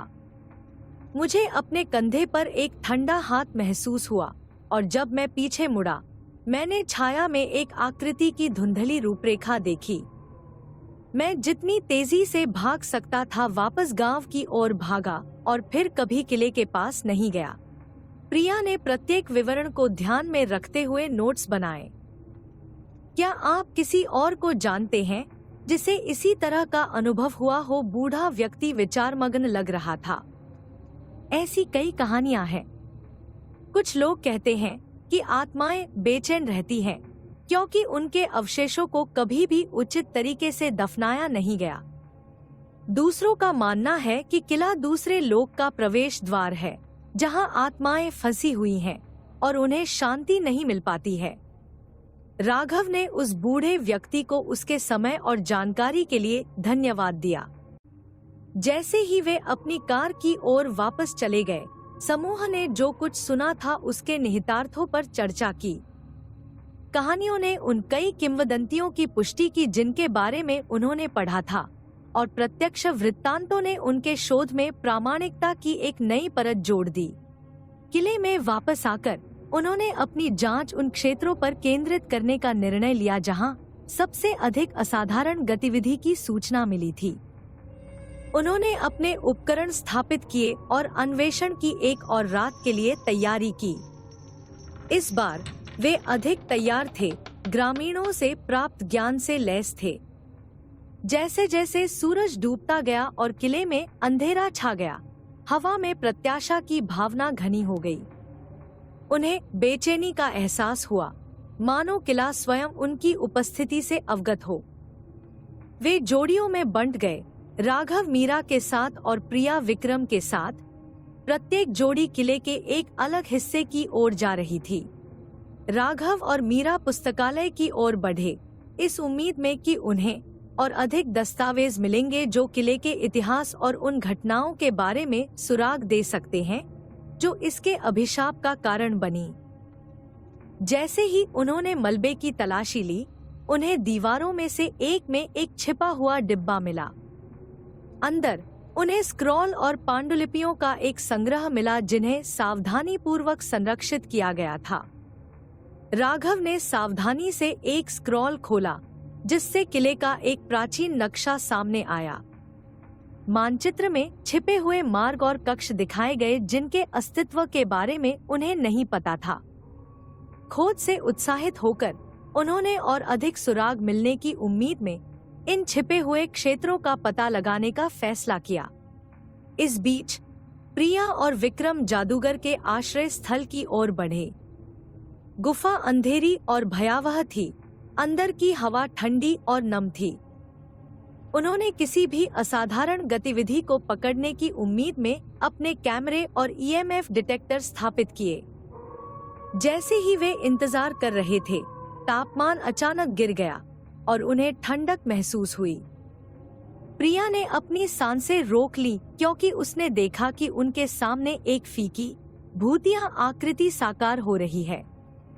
वह एक महिला की आकृति थी। उसका चेहरा पीला और आंखें खोखली थी। वह उनकी ओर बढ़ी। उसकी अभिव्यक्ति दुहक और निराशा की थी। इससे पहले कि वह धुंधली होती, प्रिया उस दृश्य को कैमरे में कैद करने में सफल हो गई, जिससे वे स्तब्ध रह गए। लाइब्रेरी में वापस राघव और मीरा नक्शे का अनुसरण करते हुए एक छिपे हुए रास्ते तक गए जो एक सीलबंद कक्ष की ओर जाता था। कुछ प्रयास से वे दरवाजा खोलने में सफल रहे और अंदर चले गए। कक्ष प्राचीन कलाकृतियों और अवशेषों से भरा हुआ था, जिनमें से प्रत्येक किले के अतीत की कहानी बता रहा था। कमरे के केंद्र में उन्हें एक बड़े अलंकृत दर्पण के साथ एक वेदी मिली। दर्पण धूल और गंदगी से ढका हुआ था, लेकिन जैसे ही उन्होंने इसे साफ किया, उन्होंने देखा कि उनका प्रतिबिंब बदल गया है। अपने चेहरों के बजाय उन्होंने पारंपरिक पोशाक पहने दूसरे समय के लोगों के चेहरे देखे। ऐसा लग रहा था कि प्रतिबिंब उनसे संवाद करने की कोशिश कर रहे हैं। उनके भाव हताश और विनती कर रहे हैं। राघव और मीरा को दर्पण से ऊर्जा का प्रवाह महसूस हुआ, मानो वह अतीत का द्वार हो। उन्हें एहसास हुआ कि दर्पण किले के अभिशाप को समझने की कुंजी हो सकता है। उन्होंने सावधानी पूर्वक अपने निष्कर्षों का दस्तावेजीकरण किया और अपनी खोज को दूसरों के साथ साझा करने के लिए मंदिर लौटने का फैसला किया। जैसे ही वे मंदिर में फिर से एकत्र हुए, उन्होंने अपने अनुभव साझा किए और प्रिया द्वारा कैप्चर किए गए फुटेज की समीक्षा की। उन्होंने जो दृश्य देखा था वह स्पष्ट रूप से दिखाई दे रहा था, और जो भावनाएं उसने प्रकट की वे स्पर्शनीय थी। विक्रम ने ईएमएफ डिटेक्टरों से डेटा का विश्लेषण किया और प्रेत प्रकट होने के समय महत्वपूर्ण स्पाइक्स पाए। छिपे हुए कक्ष और दर्पण की खोज ने उनकी जांच में एक नया आयाम जोड़ा। उन्हें एहसास हुआ कि किले का अभिशाप सिर्फ एक किंवदंती से कहीं अधिक था। यह ऐतिहासिक घटनाओं, अलौकिक घटनाओं और समाधान की तलाश में बेचैन आत्माओं का एक जटिल जाल था। उन्होंने दर्पण और किले के अतीत से इसके संबंध को समझने पर अपना ध्यान केंद्रित करने का निर्णय लिया। उनका मानना था कि दर्पण उन सवालों के जवाब दे सकता है जो उन्हें परेशान कर रहे थे।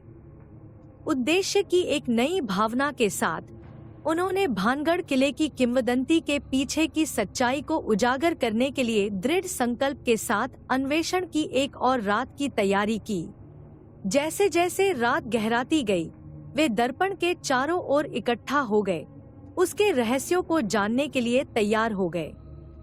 उन्हें प्रत्याशा और घबराहट की भावना महसूस हुई, यह जानकर कि वे सदियों से छिपे रहस्यों को उजागर करने के कगार पर थे। दर्पण की सतह झिलमिलाती हुई लग रही थी, जिसमें न केवल उनके चेहरे प्रतिबिंबित हो रहे थे, बल्कि उन लोगों के चेहरे भी झलक रहे थे जो उनके सामने आए थे। राघव धीरे से बोला, मानो शीशे में फंसी आत्माओं को संबोधित कर रहा हो। हम सत्य की खोज करते हैं। हमें दिखाएं कि यहाँ क्या हुआ, और हमें उस अभिशाप को समझने में मदद करें जो इस स्थान को बांधे हुए है। दर्पण की सतह तरंगित हो गई और प्रतिबिंब बदल गए। उन्होंने किले को अपने चरमोत्कर्ष पर गतिविधि से भरपूर एक दृश्य देखा। भानगढ़ के लोग अपने दैनिक जीवन में लगे रहे, इस बात से अनजान थे कि उन पर आने वाली त्रासदी क्या होने वाली थी। उन्होंने राजकुमारी रत्नावती को देखा। प्रतिबिंब में भी उनकी सुंदरता और लावण्य स्पष्ट था। वह दरबारियों और चाहने वालों से घिरी हुई थी, लेकिन उसका दिल एक विनम्र कलाकार का था जिसने उसका चित्र बनाया था। दृष्टि बदल गई। जादूगर बालानाथ का आगमन हुआ। उसकी आंखें द्वेष से चमक उठीं और उसने राजकुमारी को फंसाने के इरादे से इत्र की शीशी पर जादू कर दिया। लेकिन अपनी उम्र से कहीं अधिक बुद्धिमान रत्नावती ने उसके धोखे को पहचान लिया। उसने शीशी को दूर फेंक दिया और वह टूट गई, जिससे जादूगर का श्राप समाप्त हो गया। दर्पण ने किले में अव्यवस्था दिखाई दी। लोग भाग रहे थे और किला अभिशाप के बोझ से ढह रहा था। यह दृश्य बालानाथ को कुचलने वाले पत्थर की एक झलक के साथ समाप्त हुआ। उनका चेहरा क्रोध और पीड़ा से विकृत हो गया था। समूह ने चुपचाप देखा। जो कुछ उन्होंने देखा था उसकी गंभीरता को आत्मसात करते हुए। दर्पण ने उन्हें अतीत की एक झलक दी थी, जिससे उन घटनाओं का पता चला था जो किले के अभिशाप का कारण बनी थी। उन्हें एहसास हुआ कि अभिशाप सिर्फ बदले की कहानी नहीं थी, बल्कि प्रेम, विश्वासघात और त्रासदी की कहानी थी। जैसे जैसे दृष्टि धुंधली होती गई, उन्हें बंद होने का एहसास होने लगा। भानगढ़ की आत्माओं ने अपनी कहानी साझा की थी और अब यह समूह पर निर्भर था कि वह उनकी स्मृति का सम्मान करे और यह सुनिश्चित करे कि सच्चाई का पता चले। वे जानते थे कि उनकी यात्रा अभी खत्म नहीं हुई है, लेकिन उन्हें एक नए उद्देश्य की अनुभूति हुई। एक नए दिन की सुबह के साथ वे अपने साथ उस ज्ञान और अनुभवों को लेकर किला छोड़ने के लिए तैयार हुए, जिसने उनके जीवन को हमेशा के लिए बदल दिया था। वे अपने निष्कर्षों को दुनिया के साथ साझा करने, भानगढ़ किले के रहस्यों और पीढ़ियों को मोहित करने वाली किंवदंतियों पर प्रकाश डालने के लिए दृढ़ थे।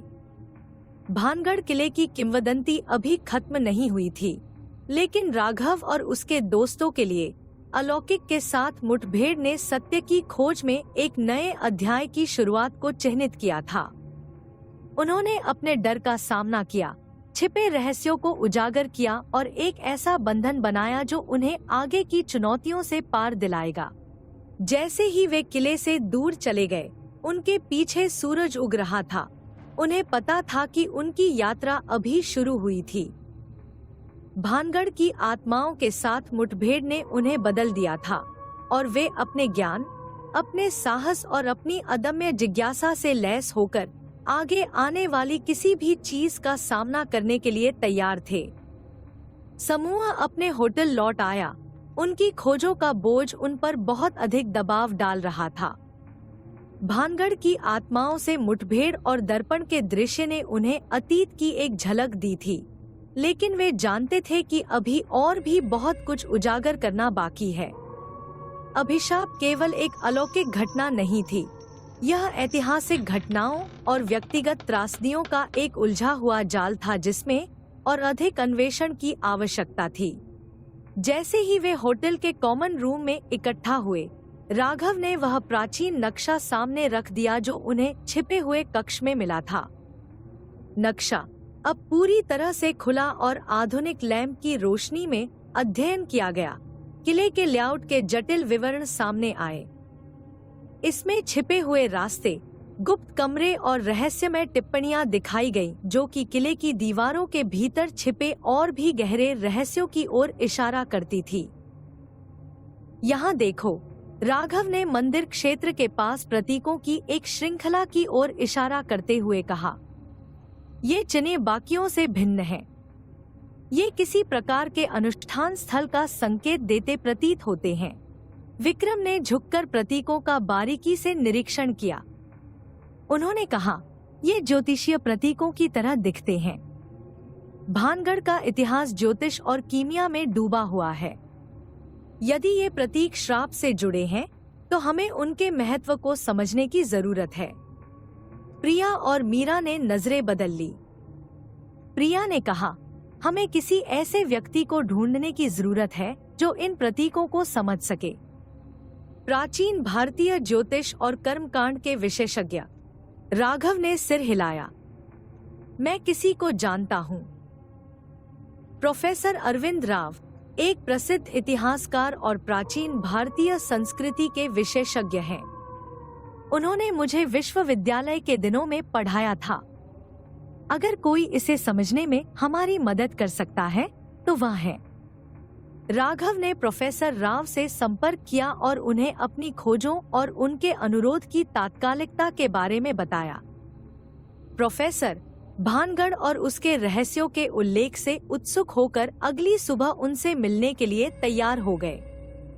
प्रत्याशा की भावना और एक योजना के साथ समूह रहस्य को उजागर करने के लिए उत्सुक होकर रात के लिए रुक गया। अगली सुबह वे पास के शहर में गए जहां प्रोफेसर राव रहते थे। प्रोफेसर का घर एक साधारण लेकिन अच्छी तरह से रखा हुआ बंगला था, जो विभिन्न पौधों और जड़ी बूटियों से भरे हरे भरे बगीचे से घिरा हुआ था। जैसे ही वे पास आए, दयालु चेहरे और तीखी आंखों वाले 60 साल के एक व्यक्ति प्रोफेसर राव ने उनका गर्मजोशी से स्वागत किया। राघव, तुम्हें देखकर अच्छा लगा, प्रोफेसर राव ने हाथ हिलाते हुए कहा। और ये तुम्हारे दोस्त होंगे। अंदर आओ, अंदर आओ। वे प्रोफेसर के अध्ययन कक्ष में दाखिल हुए, एक कमरा जिसमें प्राचीन ग्रंथों, पांडुलिपियों और कलाकृतियों से भरी किताबों की अलमारियां थी। हवा पुराने कागज और धूप बत्ती की सुगंध से भरी हुई थी। राघव ने ध्यान से नक्शा खोला और प्रोफेसर की मेज पर रख दिया। प्रोफेसर राव ने अपना चश्मा ठीक किया और नक्शे का बारीकी से निरीक्षण किया। यह असाधारण है, वह बुदबुदाया। मैंने भानगढ़ के बारे में कई कहानियां सुनी हैं, लेकिन यह नक्शा, यह और भी बहुत कुछ बताता है। उन्होंने उन प्रतीकों की ओर इशारा किया जिन्हें राघव ने उजागर किया था। ये वास्तव में ज्योतिषीय प्रतीक हैं, लेकिन ये एक बहुत बड़े और जटिल अनुष्ठान का हिस्सा है। ग्रहों का संरेखण, चंद्रमा के चरण और अन्य खगोलीय घटनाएं इसमें महत्वपूर्ण भूमिका निभाती हैं। प्रोफेसर ने बताया कि प्रतीक ब्रह्मांडीय ऊर्जा का दोहन करने के लिए एक शक्तिशाली अनुष्ठान का हिस्सा थे। ऐसे अनुष्ठान अक्सर कीमियागरों और जादूगरों द्वारा अपनी शक्तियों को बढ़ाने या अमरता प्राप्त करने के लिए आयोजित किए जाते थे। उन्होंने सिद्धांत दिया कि किले का अभिशाप ऐसे ही एक गलत अनुष्ठान से जुड़ा हो सकता है। प्रोफेसर राव ने आगे कहा, बालानाथ कोई साधारण जादूगर नहीं थे। वह गुप्त कलाओं और कीमिया का स्वामी था। उसने भानगढ़ को जो श्राप दिया था, वह इन ब्रह्मांडीय शक्तियों में हेरफेर करने के उसके असफल प्रयास का परिणाम हो सकता है। मीरा उत्सुक होकर आगे झुक गई। लेकिन राजकुमारी रत्नावती के बारे में क्या वह इसमें कैसे फिट बैठती हैं? प्रोफेसर राव ने सिर हिलाया। रत्नावती की सुंदरता और बुद्धिमत्ता पौराणिक थी, लेकिन यह भी अफवाह थी कि उसे इन प्राचीन प्रथाओं की गहरी समझ थी। बालानाथ का उसके प्रति जुनून सिर्फ इच्छा से अधिक प्रेरित हो सकता था। वह उसे अपने अनुष्ठान को पूरा करने की कुंजी के रूप में देख सकता था। प्रोफेसर की अंतर्दृष्टि ने उनकी जांच पर एक नया दृष्टिकोण प्रदान किया। अभिशाप केवल प्रतिशोध का कार्य नहीं था, यह एक बड़ी, अधिक जटिल कथा का हिस्सा था जिसमें काला जादू, निषिद्ध प्रेम और उनकी समझ से परे ब्रह्मांडीय शक्तियां शामिल थीं। राघव ने प्रोफेसर राव को उनकी मदद के लिए धन्यवाद दिया और उन्हें उनकी प्रगति के बारे में अपडेट रखने का वादा किया। इस नई जानकारी से लैस होकर समूह भानगढ़ लौट आया और रहस्य की पूरी सीमा को उजागर करने के लिए पहले से कहीं अधिक दृढ़ संकल्पित था। जैसे ही वे किले में पहुंचे, पूर्वाभास की परिचित भावना उन पर हावी हो गई। वे फिर से जोड़ियों में विभाजित हो गए। प्रत्येक टीम किले के विभिन्न हिस्सों पर ध्यान केंद्रित कर रही थी। राघव और मीरा ने मानचित्र पर दर्शाए गए गुप्त मार्गों का पता लगाने का फैसला किया, जबकि प्रिया और विक्रम मंदिर के पास अनुष्ठान स्थल की ओर चले गए। राघव और मीरा नक्शे का अनुसरण करते हुए एक झूठी दीवार के पीछे छिपे एक संकीर्ण गलियारे तक गए। मार्ग अंधकारमय और क्लास्ट्रोफोबिक था, हवा धूल से घनी थी। जैसे जैसे वे गहराई में आगे बढ़े, उन्हें प्राचीन कलाकृतियों, पुस्तकों और रसायन उपकरणों से भरे कक्षों की एक श्रृंखला मिली। विशेष रूप से एक कक्ष ने उनका ध्यान खींचा। इसे खगोलीय घटनाओं और ज्योतिषीय प्रतीकों को चित्रित करने वाली जटिल नक्काशी से सजाया गया था। यह बालानाथ की कार्यशाला रही होगी, मीरा ने कहा। उसकी आवाज सीमित स्थान में गूंज रही थी। इन नक्काशी को देखो, वे उन्हीं प्रतीकों को दर्शाते हैं जो हमने मानचित्र पर देखे थे। राघव ने नक्काशी का बारीकी से निरीक्षण किया। उन्होंने कहा, ये प्रतीक एक विशिष्ट खगोलीय संरेखण का वर्णन करते प्रतीत होते हैं। अगर हम यह पता लगा सकें कि यह संरेखण कब हुआ, तो हम श्राप के सटीक समय को इंगित करने में सक्षम हो सकते हैं। इसी बीच प्रिया और विक्रम अनुष्ठान स्थल पर पहुंच गए। यह क्षेत्र वनस्पति से भरपूर था, लेकिन वे अभी भी एक वेदी के अवशेष और प्रतीकों से उकेरे गए पत्थर के घेरे देख सकते थे। विक्रम ने पिछले अनुष्ठानों से किसी भी अवशिष्ट ऊर्जा का पता लगाने की उम्मीद में अपने उपकरण स्थापित किए। जब वे काम कर रहे थे, प्रिया को कुछ असामान्य चीज नजर आई। इसे देखो, उसने पत्थरों पर उकेरे गए प्रतीकों की एक श्रृंखला की ओर इशारा करते हुए कहा। ये वही प्रतीक हैं जो हमने गुफा में देखे थे। इन्हें अवश्य ही श्राप से जोड़ा गया होगा। विक्रम ने सिर हिलाया। आइए सब कुछ दस्तावेजीकृत करें और पहले एकत्र किए गए डेटा से इसकी तुलना करें। यदि हम एक पैटर्न पा सकते हैं, तो इससे हमें यह समझने में मदद मिल सकती है कि अभिशाप कैसे काम करता है। जैसे जैसे सूरज डूबता गया और किले में अंधेरा छा गया, हवा ठंडी हो गई और बेचैनी की भावना तेज हो गई। समूह ने मंदिर में पुनः एकत्रित होकर अपने निष्कर्षों को साझा किया और अपने अगले कदमों पर चर्चा की।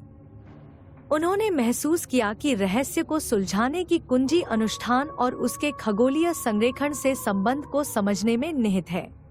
राघव ने कहा, हमें यह पता लगाने की जरूरत है कि यह संरेखण कब हुआ।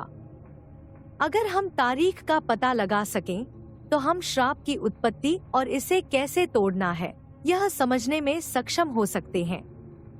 अपने द्वारा एकत्र किए गए डेटा और प्रोफेसर की अंतर्दृष्टि का उपयोग करते हुए उन्होंने घटनाओं की समयरेखा को एक साथ जोड़ना शुरू कर दिया। उन्होंने ऐतिहासिक अभिलेखों, खगोलीय चार्ट और बालानाथ की कार्यशाला में नक्काशी का क्रॉस रेफरेंस किया।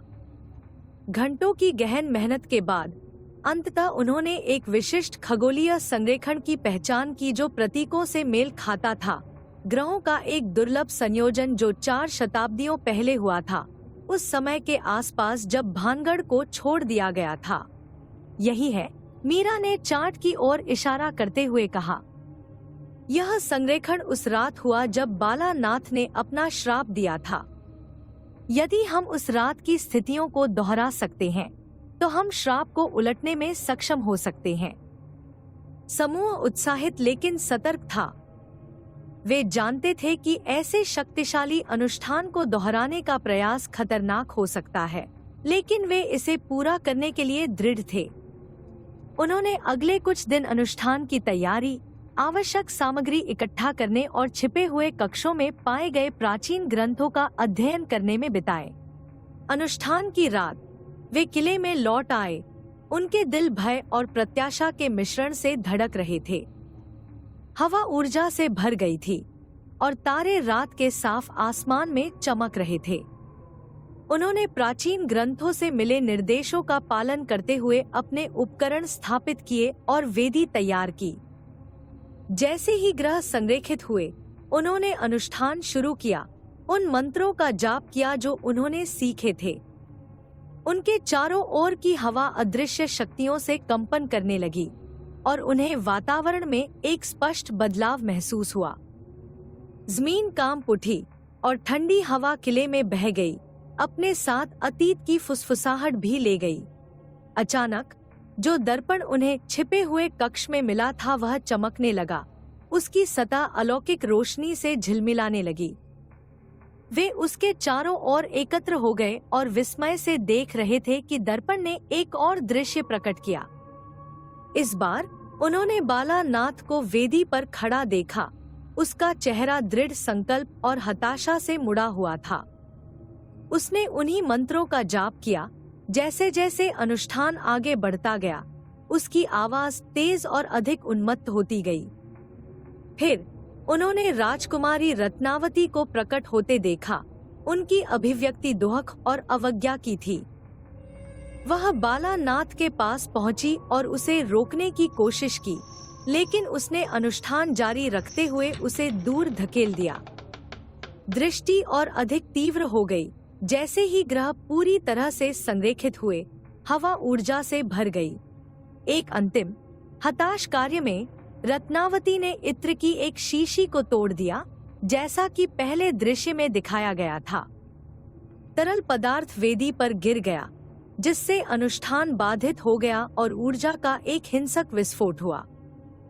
प्रकाश की चकाचौंध चमक के साथ दृष्टि समाप्त हो गई और दर्पण अपनी सामान्य स्थिति में लौट आया।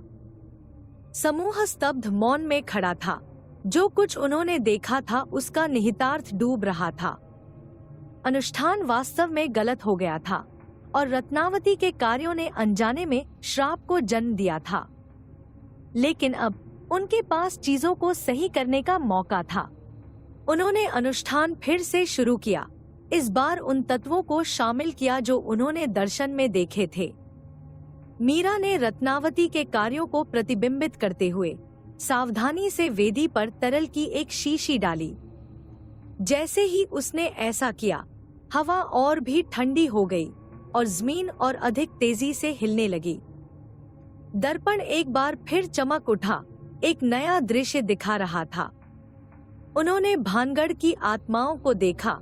उनके चेहरे अब पीड़ा से नहीं बल्कि शांत और शांतिपूर्ण थे। बालानाथ की आत्मा प्रकट हुई। उनकी अभिव्यक्ति त्याग और स्वीकृति की थी। उसने अपना सिर झुकाया और दृष्टि धुंधली हो गई और उन्हें अंधेरे में छोड़ दिया। जमीन का हिलना बंद हो गया और हवा शांत हो गई। किले पर छाई पूर्वाभास की भावना दूर हो गई। उसकी जगह शांति और शांति की भावना ने ले ली। अभिशाप टूट चुका था। थका हुआ लेकिन उत्साहित समूह मौन बैठा रहा और जो कुछ उन्होंने हासिल किया है उसकी व्यापकता को आत्मसात करते हुए उन्होंने न केवल भानगढ़ किले की किंवदंती के पीछे की सच्चाई को उजागर किया था, बल्कि श्राप से फंसी आत्माओं को भी मुक्त कराया था। जैसे ही उन्होंने अपने उपकरण पैक किए और जाने के लिए तैयार हुए, उन्हें समापन और संतुष्टि की भावना महसूस हुई। उनकी यात्रा लंबी और चुनौतीपूर्ण थी, लेकिन इसने उन्हें करीब ला दिया था और उन्हें अतीत की गहरी समझ दी थी। राघव ने अपने दोस्तों की ओर देखा। उसकी आंखों में गर्व और कृतज्ञता साफ झलक रही थी। हमने यह किया, उन्होंने कहा। उनकी आवाज भावनाओं से भरी हुई थी। हमने सच्चाई को उजागर किया और अभिशाप को तोड़ दिया। भानगढ़ की आत्माओं को अंततः शांति मिल सकती है।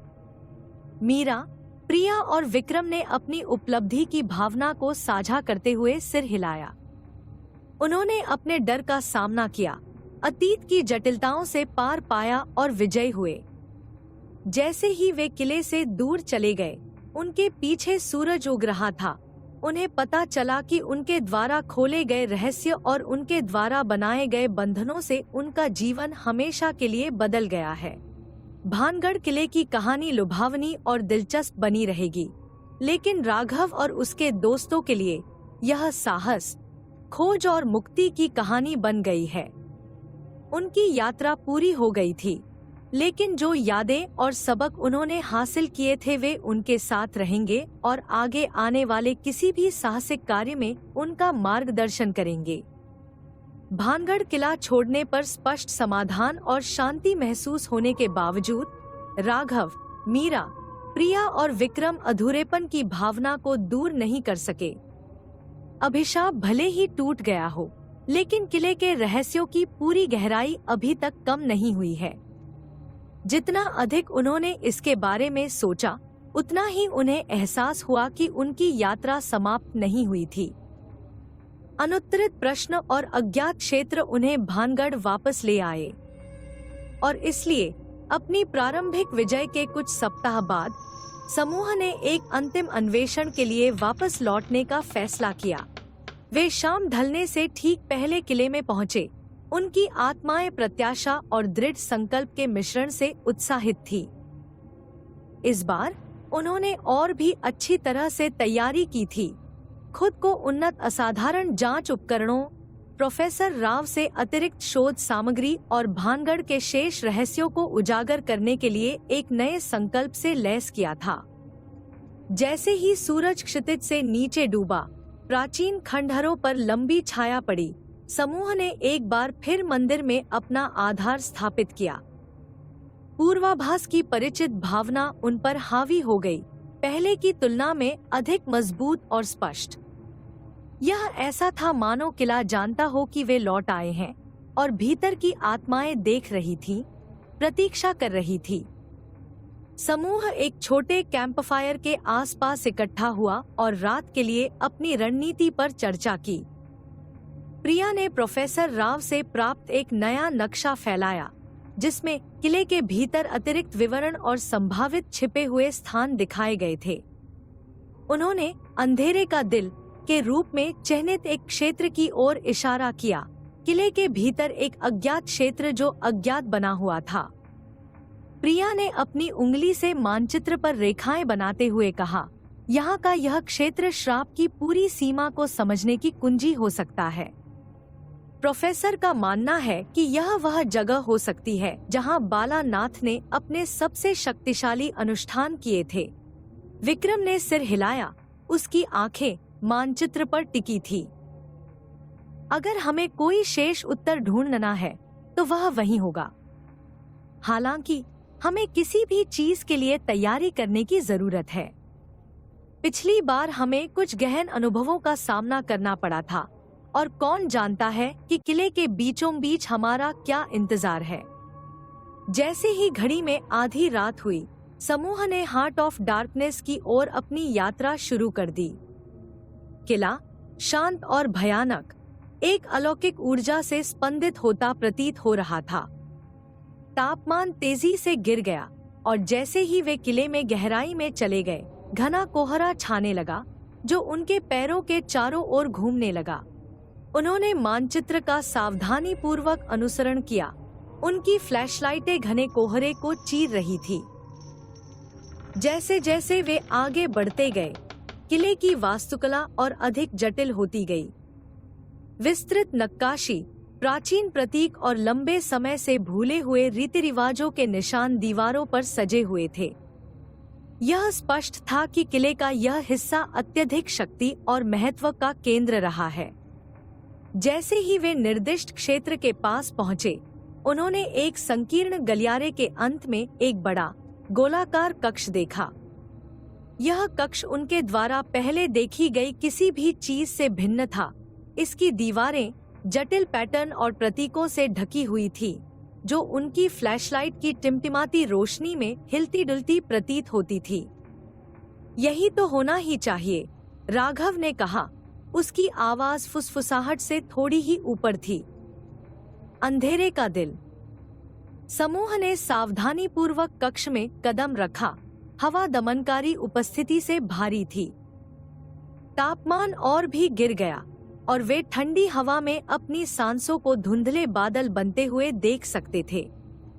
कक्ष के केंद्र में एक प्राचीन पत्थर की वेदी खड़ी थी, जो मोमबत्तियों से घिरी हुई थी, जो एक भयानक अप्राकृतिक रोशनी से टिमटिमा रही थी।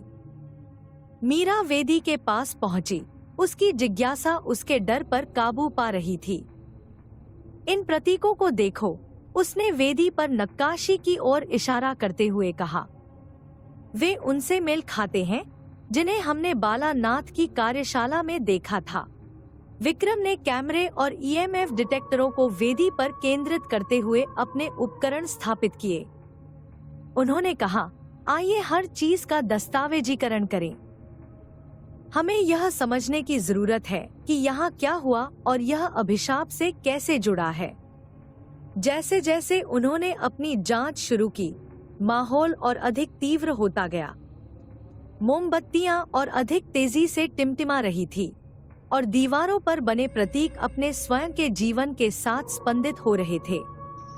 हवा में किसी को देखे जाने का एहसास भरा हुआ था और समूह महसूस कर सकता था कि किले के इतिहास का भार उन पर पड़ रहा है। अचानक उनके नीचे की जमीन कांप उठी और कक्ष में एक गहरी गूंजती गुंजन भर गई। मोमबत्तियों की लपटें ऊपर उठीं और दीवारों पर लंबी नाचती हुई परछाइयां बिखेरने लगी।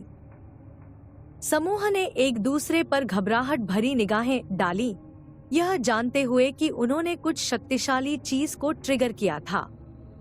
एक धीमी कंठस्थ आवाज कक्ष में गूंज रही थी, जो एक प्राचीन भाषा में बोल रही थी जिसे वे नहीं समझ सकते थे।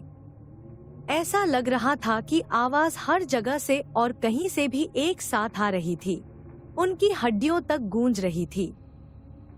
तापमान और भी गिर गया और कोहरा घना हो गया, जिससे उनकी दृष्टि धुंधली हो गई। प्रिया ने अपनी टॉर्च कसकर पकड़ ली, उसकी उंगलियां सफेद थी। वह क्या है? उसने कांपती आवाज में पूछा। राघव ने अपना सिर हिलाया, उसकी आंखें कक्ष को देख रही थी। मुझे नहीं पता, लेकिन हमें शांत और केंद्रित रहने की जरूरत है। हमने जो कुछ भी जगाया है, हमें उसका मिलकर सामना करने की जरूरत है। आवाज तेज हो गई, उसका स्वर क्रोध और दुभक से भर गया। दीवारों पर प्रतीक एक अलौकिक रोशनी से चमक रहे थे, जो कोहरे पर भयानक पैटर्न बना रहे थे।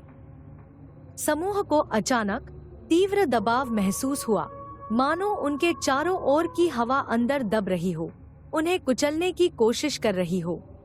मीरा भय और दृढ़ संकल्प से उसकी आंखें चौड़ी हो गईं, आगे बढ़ी। उन्होंने कहा, हमें यह समझने की जरूरत है कि यह क्या कह रहा है। इसके साथ संवाद करने का एक तरीका होना चाहिए। विक्रम ने आवाज को अधिक स्पष्ट रूप से पकड़ने की उम्मीद में अपने रिकॉर्डिंग उपकरण पर सेटिंग्स को समायोजित किया। अगर हमें एक साफ रिकॉर्डिंग मिल जाए, तो हम बाद में इसका अनुवाद करने में सक्षम हो सकते हैं। आइए हर चीज का दस्तावेजीकरण करने पर ध्यान केंद्रित करें। जैसे जैसे वे काम कर रहे थे, आवाज बोलती जा रही थी। उसका स्वर क्रोध और विनती के बीच बदलता रहा। जमीन और भी तेजी से कांपने लगी और कोहरा आवाज के साथ साथ हिलता हुआ प्रतीत हुआ। समूह में तात्कालिकता की भावना बढ़ रही थी, यह जानते हुए कि उनके पास समय समाप्त हो रहा था। अचानक आवाज बंद हो गई और कक्ष में दमनकारी सन्नाटा छा गया। मोमबत्तियां बुझ गईं, जिससे वे अंधेरे में डूब गए। एकमात्र रोशनी उनकी फ्लैशलाइट से आ रही थी, जो कमजोर किरणें फेंक रही थी जो मुश्किल से कोहरे में प्रवेश कर पाईं। राघव ने एक गहरी सांस ली, उसका दिमाग तेजी से दौड़ रहा था। हमें इसे खत्म करने की जरूरत है। आइए देखें कि क्या हमें चैम्बर में कोई और सुराग मिल सकता है। वे फैल गए और दीवारों और वेदी का ध्यानपूर्वक निरीक्षण करने लगे। मीरा को पत्थर पर खुदे हुए शिलालेखों की एक श्रृंखला मिली, जो आवाज जैसी ही प्राचीन भाषा में लिखी गई थी। उसने शिलालेखों की तस्वीरें खींची, यह उम्मीद करते हुए कि वे आवाज के संदेश को समझने की कुंजी प्रदान करेंगे। प्रिया को वेदी के नीचे एक छिपा हुआ कमरा मिला, जिसमें स्क्रॉल और कलाकृतियों का संग्रह था। उसने सावधानी से उन्हें पुनः प्राप्त किया, उसके हाथ उत्साह और भय से कांप रहे थे। स्क्रॉल समान जटिल प्रतीकों और लेखन से ढके हुए थे और कलाकृतियां एक भयानक ऊर्जा के साथ स्पंदित होती दिख रही थी। हमें इन्हें प्रोफेसर राव के पास वापस ले जाना होगा, प्रिया ने कहा। उसकी आवाज फुसफुसाहट से थोड़ी ही ऊपर थी। वह शिलालेखों और स्क्रॉलों का अनुवाद करने में सक्षम हो सकता है। जैसे ही उन्होंने कलाकृतियां इकट्ठी की और जाने के लिए तैयार हुए, कक्ष और अधिक तीव्रता से हिलने लगा। हवा और भी ठंडी हो गई और दमनकारी उपस्थिति उनके चारों ओर सिमटने लगी। वे जानते थे कि इससे पहले कि किले की दुष्ट ताकतें उन पर हावी हो जाएं, उन्हें वहां से निकल जाना होगा। वे संकरे गलियारे से जल्दी जल्दी वापस लौटे। कोहरा उनके पैरों के चारों ओर घूम रहा था। ऐसा लग रहा था कि किला जीवंत हो गया है। दीवारें अतीत की फुसफुसाहट से गूंज रही हैं। जमीन कांपती रही और हर कदम के साथ तात्कालिकता की भावना बढ़ती गई। जैसे ही वे मंदिर पहुंचे, उन्हें ऊर्जा की अचानक तीव्र लहर महसूस हुई। उनके नीचे की जमीन भारी हो गई और उन्हें अपना संतुलन बनाए रखने के लिए संघर्ष करना पड़ा। दमनकारी उपस्थिति मजबूत हो गई और वे महसूस कर सकते थे कि किले के इतिहास का भार उन पर पड़ रहा है। हमें यहाँ से निकलने की जरूरत है, राघव ने कहा। उसकी आवाज में तत्परता भरी हुई थी। हमें जो चाहिए वह हमारे पास है। चलो चलें। वे तेजी से किले से बाहर निकले। कोहरा उनके चारों ओर घिर रहा था। जमीन हिलती रही और हवा अतीत की फुसफुसाहट से भर गई। जैसे ही उन्होंने दहलीज पार की, दमनकारी उपस्थिति ने उन पर अपनी पकड़ ढीली कर दी और उन्हें अचानक भारी राहत का एहसास हुआ। वे अपनी कार तक पहुंचे और किले से दूर चले गए। उनके दिल भय और प्रसन्नता के मिश्रण से धड़कने लगे। जो कलाकृतियां और स्क्रॉल उन्होंने प्राप्त किए थे वे महत्व के साथ भारी लग रहे थे और वे जानते थे कि उन्होंने अत्यधिक महत्व की कोई चीज उजागर की है। अपने होटल में वापस आकर उन्होंने सावधानी पूर्वक कलाकृतियों और स्क्रॉलों को रखा। उनके दिमाग संभावनाओं के साथ दौड़ रहे थे। शिलालेख और लेखन एक अलौकिक ऊर्जा से स्पंदित प्रतीत होते थे और वे जानते थे कि उन्हें उनके महत्व को समझना होगा। राघव ने प्रोफेसर राव से संपर्क किया और उन्हें अपनी खोजों और उनके अनुरोध की तात्कालिकता के बारे में बताया। प्रोफेसर हार्ट ऑफ डार्कनेस और शक्तिशाली अनुष्ठान स्थल के उल्लेख से उत्सुक होकर अगली सुबह उनसे मिलने के लिए सहमत हुए। जब वे प्रोफेसर के आने का इंतजार कर रहे थे, उन्होंने आवाज और शिलालेखों का अर्थ समझने की कोशिश करते हुए अपनी रिकॉर्डिंग और तस्वीरों की समीक्षा की। प्राचीन भाषा उनके द्वारा पहले देखी गई किसी भी भाषा से भिन्न थी और वे जानते थे कि इसका अनुवाद करने के लिए उन्हें प्रोफेसर की विशेषज्ञता की आवश्यकता है। अगली सुबह प्रोफेसर राव पहुंचे। उनकी आंखें उत्साह और जिज्ञासा से चौड़ी थी। उन्होंने कलाकृतियों और स्क्रॉलों की जांच की। उनकी अभिव्यक्ति हर गुजरते पल के साथ और अधिक तीव्र होती जा रही थी। यह असाधारण है, उन्होंने कहा। उनकी आवाज विस्मय से भरी हुई थी। इन शिलालेखों और स्क्रॉलों में प्राचीन अनुष्ठानों और ब्रह्मांडीय शक्तियों का ज्ञान है जो समय के साथ खो गए हैं। यदि हम उनका अनुवाद कर सकते हैं तो हम बालानाथ की शक्ति की पूरी सीमा और अभिशाप की वास्तविक प्रकृति को समझने में सक्षम हो सकते हैं। समूह ने देखा कि प्रोफेसर ने शिलालेखों और स्क्रॉलों का सावधानी पूर्वक अनुवाद किया। उनकी विशेषज्ञता और ज्ञान उन्हें प्राचीन भाषा के माध्यम से मार्गदर्शन कर रहे थे। प्रक्रिया धीमी और सावधानी पूर्वक थी, लेकिन प्रत्येक अनुवादित शब्द के साथ उन्हें किले के इतिहास और इसमें शामिल अंधेरी ताकतों की गहरी समझ प्राप्त हुई। शिलालेखों से पता चला कि बालानाथ ने वास्तव में अमरता और परम शक्ति प्राप्त करने के लिए ब्रह्मांडीय शक्तियों का उपयोग करने का प्रयास किया था। अंधेरे के केंद्र में उन्होंने जो अनुष्ठान आयोजित किया था, उसका उद्देश्य इन ताकतों को अपनी इच्छा से बांधना था, लेकिन रत्नावती के हस्तक्षेप ने अनुष्ठान को बाधित कर दिया था। जिससे विनाशकारी अभिशाप पैदा हुआ जिसने सदियों से भानगढ़ को पीड़ित किया था। स्क्रॉल में अनुष्ठान करने के लिए विस्तृत निर्देश थे, साथ ही विफलता के परिणामों के बारे में चेतावनी भी थी। उन्होंने एक भविष्यवाणी का भी उल्लेख किया जिसमें साधकों के एक समूह के बारे में बात की गई थी जो भानगढ़ आएंगे और रहस्य को उजागर करेंगे, शाप से फंसी आत्माओं को मुक्त करेंगे। जैसे जैसे प्रोफेसर ने अनुवाद करना जारी रखा, उन्हें एहसास हुआ कि आत्माओं के साथ उनका सामना और दर्पण से दृश्य इस भविष्यवाणी का हिस्सा थे। उनकी यात्रा की भविष्यवाणी की गई थी और वे सत्य को उजागर करने और अभिशाप को तोड़ने वाले साधक थे। प्रोफेसर के अनुवादों से यह भी पता चला कि उन्होंने कक्ष में जो आवाज सुनी थी वह स्वयं बालानाथ की थी, जो दुनिया के बीच फंस गए थे और मुक्ति के लिए बेताब थे। उसकी आत्मा किले में बंधी हुई थी और श्राप हटने तक उसे शांति नहीं मिल पा रही थी। इस नई समझ से लैस समूह को पता था कि उन्हें एक अंतिम कार्य पूरा करना है। बालानाथ की आत्मा को मुक्त करने और भानगढ़ से अभिशाप को पूरी तरह से हटाने के लिए उन्हें अपने द्वारा प्राप्त ज्ञान का उपयोग करके अपना स्वयं का एक अनुष्ठान करने की आवश्यकता थी। वे आखिरी बार किले में लौटे, उनके दिल दृढ़ संकल्प और भाग्य की भावना से भर गए। कोहरा छंट गया था और हवा साफ थी, लेकिन पूर्वाभास का एहसास अभी भी बना हुआ था।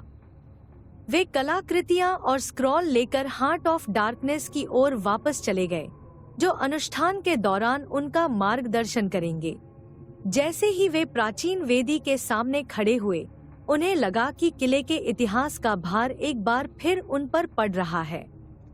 जमीन कांपने लगी और हवा ठंडी हो गई, लेकिन वे निडर थे। वे अब वापस लौटने के लिए बहुत दूर आ गए थे। स्क्रॉल में दिए गए निर्देशों का पालन करते हुए उन्होंने अनुष्ठान की स्थापना की, कलाकृतियों को वेदी पर रखा और मोमबत्तियां जलाईं। उन्होंने मंत्रों का जाप किया, उनकी आवाजें स्थिर और दृढ़ थीं। उन्होंने बालानाथ की आत्मा को मुक्त करने और श्राप को हटाने के लिए ब्रह्मांडीय शक्तियों का आह्वान किया। उनके चारों ओर की हवा ऊर्जा से कांप उठी और जमीन और अधिक तीव्रता से हिलने लगी। दीवारों पर प्रतीक तीव्र रोशनी से चमक रहे थे और दमनकारी उपस्थिति हर तरफ से उन पर दबाव डाल रही थी। लेकिन वे अडिग रहे और अटूट दृढ़ संकल्प के साथ अनुष्ठान जारी रखा। अचानक एक चकाचौंध रोशनी कक्ष में भर गई और उन्हें अपने ऊपर ऊर्जा का एक शक्तिशाली उछाल महसूस हुआ। जमीन हिल गई और हवा हजारों फुसफुसाहटों की आवाज से भर गई, जो सभी एक ही गूंजती आवाज में परिवर्तित हो गई। बालानाथ की आवाज पूरे कक्ष में गूंज उठी, दुख और राहत से भरी हुई। धन्यवाद, इसमें कहा गया, मुझे मेरी पीड़ा से मुक्त करने के लिए। अभिशाप हटा लिया गया है और भानगढ़ की आत्माओं को अंततः शांति मिल सकती है। जैसे जैसे रोशनी कम होती गई और जमीन शांत होती गई, उन्हें गहरी शांति और शांति का एहसास हुआ। दमनकारी उपस्थिति दूर हो गई और किले ने राहत की सांस ली। उन्होंने भविष्यवाणी को पूरा करते हुए और सदियों से भानगढ़ को परेशान करने वाले अभिशाप को समाप्त करते हुए अपनी यात्रा पूरी कर ली थी। थके हुए लेकिन विजयी होकर वे किले से बाहर निकले। क्षितिज पर भोर की पहली किरण फूट रही थी। वे जानते थे कि इस अनुभव से उनका जीवन हमेशा के लिए बदल गया है और उन्होंने जो बंधन बनाए थे वे उनकी साहसिक यात्रा समाप्त होने के बाद भी लंबे समय तक बने रहेंगे। अपने होटल में वापस आकर उन्होंने अपनी जीत का जश्न मनाया, अपनी सफलता और उन आत्माओं का जश्न मनाया जिन्हें उन्होंने मुक्त कराया था। वे जानते थे कि उनकी कहानी भानगढ़ की किंवदंती का हिस्सा बन जाएगी, साहस, खोज और मुक्ति की कहानी जो भविष्य की पीढ़ियों के साधकों को प्रेरित करेगी। राघव, मीरा, प्रिया और विक्रम ने अपने डर का सामना किया, अतीत की जटिलताओं से पार पाया और विजयी हुए। उनकी यात्रा पूरी हो गई थी लेकिन जो यादें और सबक उन्होंने हासिल किए थे वे उनके साथ रहेंगे और आगे आने वाले किसी भी साहसिक कार्य में उनका मार्गदर्शन करेंगे। भानगढ़ किले की कहानी लुभावनी और दिलचस्प बनी रहेगी, लेकिन उनके लिए यह दोस्ती, दृढ़ता और मानवीय भावना की स्थायी शक्ति की कहानी बन गई है। भानगढ़ किले में अपने पिछले साहसिक कार्य से विजय और समापन की भावना धीरे धीरे कम होने लगी, क्योंकि राघव, मीरा, प्रिया और विक्रम अपने रोजमर्रा के जीवन में लौट आए। उन्होंने जो शांति हासिल की थी वह लगातार नाजुक होती जा रही थी, जैसे कि किले का प्राचीन इतिहास अभी तक पूरी तरह से शांत नहीं हुआ हो। आगे बढ़ने के उनके प्रयासों के बावजूद यह एहसास कि कुछ महत्वपूर्ण अधूरा छोड़ दिया गया था, उन्हें कचोटता रहा। यह भावना हर गुजरते दिन के साथ मजबूत होती गई, जिससे बेचैन रातें और किले की ओर एक अकथनीय खिंचाव पैदा हो गया। उनकी आखिरी यात्रा के 1 महीने बाद राघव को प्रोफेसर राव का एक जरूरी फोन आया। प्रोफेसर की आवाज उत्साह और चिंता के एक असामान्य मिश्रण से भरी हुई थी। राघव, मैं भानगढ़ से आपके द्वारा प्राप्त किए गए स्क्रॉल और कलाकृतियों का अध्ययन कर रहा हूँ और मुझे कुछ पता चला है। परेशान करने वाला। ऐसा प्रतीत होता है कि अभिशाप में जितना हमने शुरू में सोचा था उससे कहीं अधिक है। एक छिपी हुई कलाकृति का संदर्भ है, कुछ जिसे सर्प का हृदय कहा जाता है, जो श्राप को पूरी तरह से हटाने की कुंजी हो सकता है। इन शब्दों ने राघव की रीढ़ में सिहरन पैदा कर दी। आपका क्या मतलब है प्रोफेसर? हमने सोचा कि हमने पहले ही श्राप हटा लिया है। मुझे पता है, राव ने उत्तर दिया, लेकिन ग्रंथों से पता चलता है कि यद्यपि हमने आत्माओं को मुक्त कर दिया है, बालानाथ की शक्ति का असली स्रोत अभी भी बना हुआ है। यदि सर्प का हृदय नहीं मिला और उसे निष्क्रिय नहीं किया गया, तो अभिशाप फिर से जागृत हो सकता है। बालानाथ ने यह सुनिश्चित करने के लिए एक असफल प्रयास किया कि उसकी शक्ति कभी भी पूरी तरह खत्म न हो सके। राघव ने प्रोफेसर को धन्यवाद दिया और तुरंत मीरा, प्रिया और विक्रम के साथ एक बैठक बुलाई। समूह अपने सामान्य स्थान पर एकत्र हुआ, एक आरामदायक कैफे जो उनका वास्तविक मुख्यालय बन गया था। जब राघव प्रोफेसर के निष्कर्षों को बता रहा था तो माहौल उदास था। हमें वापस जाना होगा, मीरा ने दृढ़ता से कहा। हम काम आधा अधूरा नहीं छोड़ सकते। प्रिया ने सहमति में सिर हिलाया। हम इसे पूरा करने के लिए आत्माओं और स्वयं के ऋणी हैं। हमेशा व्यावहारिक रहने वाले विक्रम ने मेज के चारों ओर देखा। अगर हम वापस जा रहे हैं तो हमें पहले से भी अधिक अच्छी तैयारी करने की जरूरत है। इस बार हम कोई गलती नहीं कर सकते। उन्होंने अगला हफ्ता सामान इकट्ठा करने, हार्ट ऑफ द सरपेंट पर शोध करने और प्रोफेसर राव के साथ परामर्श करने में बिताया। प्रोफेसर ने उन्हें स्क्रॉल के अधिक विस्तृत अनुवाद प्रदान किए, जिसमें कलाकृतियों के स्थान और उसमें मौजूद अपार शक्ति के गूढ़ संदर्भ शामिल थे। यह स्पष्ट हो गया कि कलाकृति न केवल बालानाथ की शक्ति का स्रोत थी, बल्कि अभिशाप की काली ऊर्जा के लिए एक प्रकाश स्तंभ भी थी। इस नए ज्ञान से लैस और अपने पिछले अनुभव से मजबूत होकर समूह एक बार फिर भानगढ़ के लिए निकल पड़ा। इस बार उनका मिशन और भी अधिक जरूरी और खतरनाक लगा। जैसे जैसे वे किले के पास पहुँचे, पूर्वाभास की परिचित भावना पहले से कहीं अधिक प्रबल होकर लौट आई। किले की प्राचीन दीवारें अंदर प्रवेश करते ही अशुभ रूप में दिखाई देने लगी। हवा में दमनकारी सन्नाटा छाया हुआ था और परछाइयां द्वेषपूर्ण इरादे से नृत्य करती हुई प्रतीत हो रही थी। उन्होंने पहले की तरह ही मंदिर में अपना आधार स्थापित किया, लेकिन इस बार वातावरण एक खतरनाक ऊर्जा से भरा हुआ महसूस हुआ। प्रोफेसर के अनुवादों के बाद उन्होंने सर्प के हृदय की खोज शुरू की।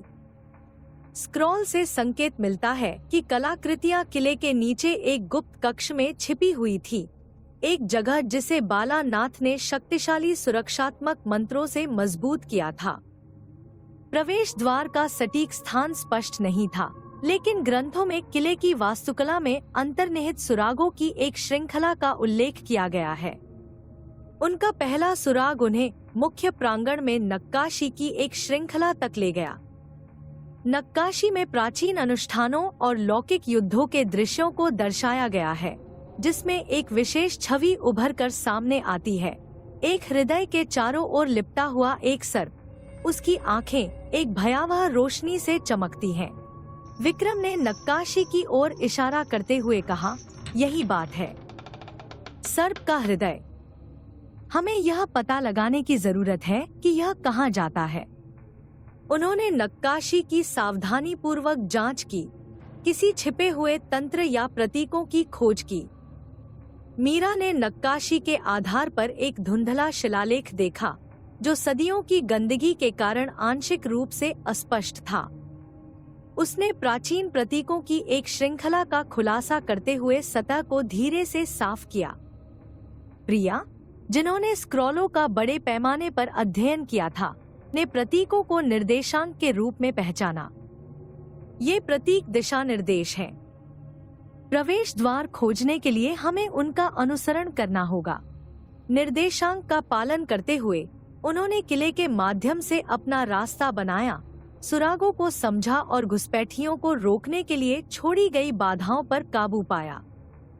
प्रत्येक कदम उन्हें बालानाथ के अंधेरे क्षेत्र के केंद्र के करीब लाता था और हर गुजरते पल के साथ खतरे की भावना बढ़ती जाती थी। अंततः वे किले के एक एकांत हिस्से में पहुंचे, एक ऐसा क्षेत्र जहां उन्होंने अपनी पिछली यात्राओं में नहीं देखा था। गुप्त कक्ष का प्रवेश द्वार एक झूठी दीवार के पीछे छिपा हुआ था, जिसे चतुराई से आसपास की वास्तुकला के साथ मिश्रित किया गया था। घबराहट की भावना के साथ उन्होंने छिपे हुए तंत्र को सक्रिय किया, जिससे एक संकीर्ण सीढ़ी का पता चला जो अंधेरे में उतरती थी। जैसे जैसे वे नीचे उतरे, हवा ठंडी हो गई और दीवारें उनके चारों ओर बंद होने लगी। जमीन के ऊपर उन्हें जो दमनकारी ऊर्जा महसूस हुई थी, वह तीव्र हो गई और उन पर एक ठोस भार की तरह दबाव डालने लगी। वे सीढ़ियों के नीचे पहुंचे और खुद को एक छोटे, मंद रोशनी वाले कक्ष में पाया। कक्ष के केंद्र में एक कुर्सी खड़ी थी और उसके ऊपर सर्प का हृदय स्थित था। कलाकृति एक अंधेरा, चमचमाता गोला था जो द्वेषपूर्ण ऊर्जा से स्पंदित हो रहा था। उसके चारों ओर बना हुआ सर्प छटपटाता और मरोड़ता हुआ प्रतीत होता था, मानो जीवित हो। राघव सावधानी से आसन के पास पहुंचा। यही है सर्प का हृदय। जैसे ही वह कलाकृति को छूने के लिए आगे बढ़ा, एक शक्तिशाली बल ने उसे पीछे धकेल दिया, जिससे वह जमीन पर गिर गया। कक्ष एक गहरी, गूंजती गुंजन से भर गया और हवा ऊर्जा से भर गई। सांप की आंखें तीव्र तीव्रता से चमक उठीं और उनके सामने एक छायादार आकृति प्रकट हुई। यह बालानाथ थे। उनकी आत्मा कलाकृतियों से बंधी हुई थी। उसके चेहरे पर क्रोध और दुहक का मुखौटा था। उसकी आंखें अलौकिक आग से जल रही थी। तुमने मेरे डोमेन को परेशान करने का साहस किया। वह दहाड़ा, उसकी आवाज कक्ष में गूंज उठी। सर्प का हृदय मेरा है, आप इसे मुझसे नहीं लेंगे। समूह अपनी जिद पर अड़ा रहा, यह जानते हुए कि उनके पास बालानाथ की आत्मा का सामना करने और कलाकृतियों को बेअसर करने के अलावा कोई विकल्प नहीं था। प्रिया ने स्क्रॉल से ज्ञान प्राप्त करते हुए मंत्रों का जाप करना शुरू कर दिया, जो कलाकृतियों पर आत्मा की पकड़ को कमजोर कर देगा। मीरा और विक्रम ने अपने उपकरण स्थापित किए, तीव्र ऊर्जा को कैद किया और मुठभेड़ का दस्तावेजीकरण किया। शुरुआती सदमे से उबरते हुए राघव मंत्रों में अपनी आवाज जोड़ते हुए प्रिया के साथ अनुष्ठान में शामिल हो गया। कक्ष प्रचंड ऊर्जा से हिल गया और हवा में खतरे का स्पष्ट आभास होने लगा। बालानाथ की आत्मा अनुष्ठान को बाधित करने और उन्हें दूर भगाने की कोशिश कर रही थी।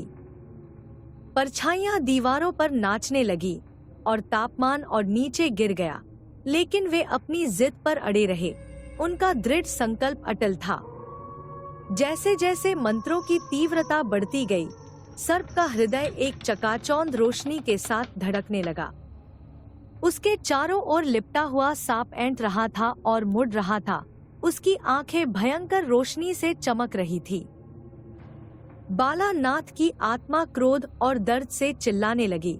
उसका रूप टिमटिमा रहा था और कमजोर हो रहा था। जैसे ही जादूटोना अपने चरम पर पहुंचा, राघव को ऊर्जा का संचार महसूस हुआ। वह सर्प के हृदय तक पहुंचते हुए आगे बढ़ा। इस बार वह बल जिसने उसे पहले पीछे धकेला था वह चला गया था और उसका हाथ कलाकृति के चारों ओर बंद हो गया था। जैसे ही उसने इसे छुआ, उसके शरीर में तेज दर्द होने लगा, लेकिन वह रुका रहा और अपनी सारी ऊर्जा अनुष्ठान पर केंद्रित कर दी। कलाकृतियों से प्रकाश तीव्र हो गया, जिससे कक्ष चकाचौंध करने वाली चमक से भर गया। बालानाथ की आत्मा ने आकाश में विलीन होने से पहले एक अंतिम पीड़ा भरी चीख निकाली। उनके नीचे की जमीन आखिरी बार हिली, फिर स्थिर हो गई। दमनकारी ऊर्जा दूर हो गई और कक्ष शांति और शांति की भावना से भर गया। सर्प का हृदय अब अपनी अंधेरी ऊर्जा से थककर राघव के हाथ में निष्क्रिय पड़ा हुआ था। उन्होंने ऐसा किया था। श्राप का असली स्रोत निष्प्रभावी हो गया था और बालानाथ की आत्मा को अंततः शांति मिली। थके हुए लेकिन विजयी होकर वे संकरी सीढ़ी पर वापस चले गए। सर्प का हृदय सुरक्षित रूप से सुरक्षित हो गया। मंदिर में अपने आधार पर वापस उन्होंने कलाकृतियों की सावधानी पूर्वक जांच की, यह सुनिश्चित करते हुए कि यह वास्तव में निष्क्रिय थी। वह द्वेषपूर्ण ऊर्जा जो एक बार इसे घेरे हुए थी वह समाप्त हो गई थी। उसकी जगह शांत स्थिरता की भावना ने ले ली थी। वे जानते थे कि उनकी यात्रा अंततः पूरी हो गई है और भानगढ़ का अभिशाप पूरी तरह से हटा लिया गया है। जैसे ही वे आखिरी बार किले से बाहर निकले, सूरज क्षितिज पर उगाया, जिसने प्राचीन खंडहरों पर गर्म सुनहरी रोशनी डाली। उन्हें समापन और पूर्णता का गहरा एहसास हुआ, यह जानते हुए कि उन्होंने जो करने का निश्चय किया था उसे पूरा कर लिया है।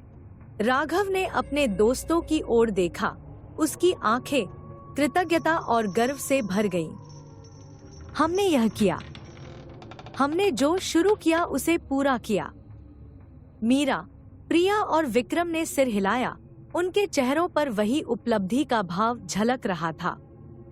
उन्होंने अपने डर का सामना किया, अतीत की जटिलताओं से पार पाया और विजयी हुए। उनकी यात्रा लंबी और चुनौतीपूर्ण थी, लेकिन इसने उन्हें एक दूसरे के करीब ला दिया था और उन्हें किले के इतिहास और उनके स्वयं के लचीलेपन की गहरी समझ दी थी।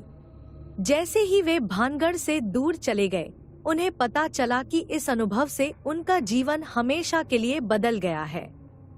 उन्होंने जो बंधन बनाए थे वे कायम रहेंगे और जो यादें और सबक उन्होंने हासिल किए थे वे उनके साथ रहेंगे और आगे आने वाले किसी भी साहसिक कार्य में उनका मार्गदर्शन करेंगे।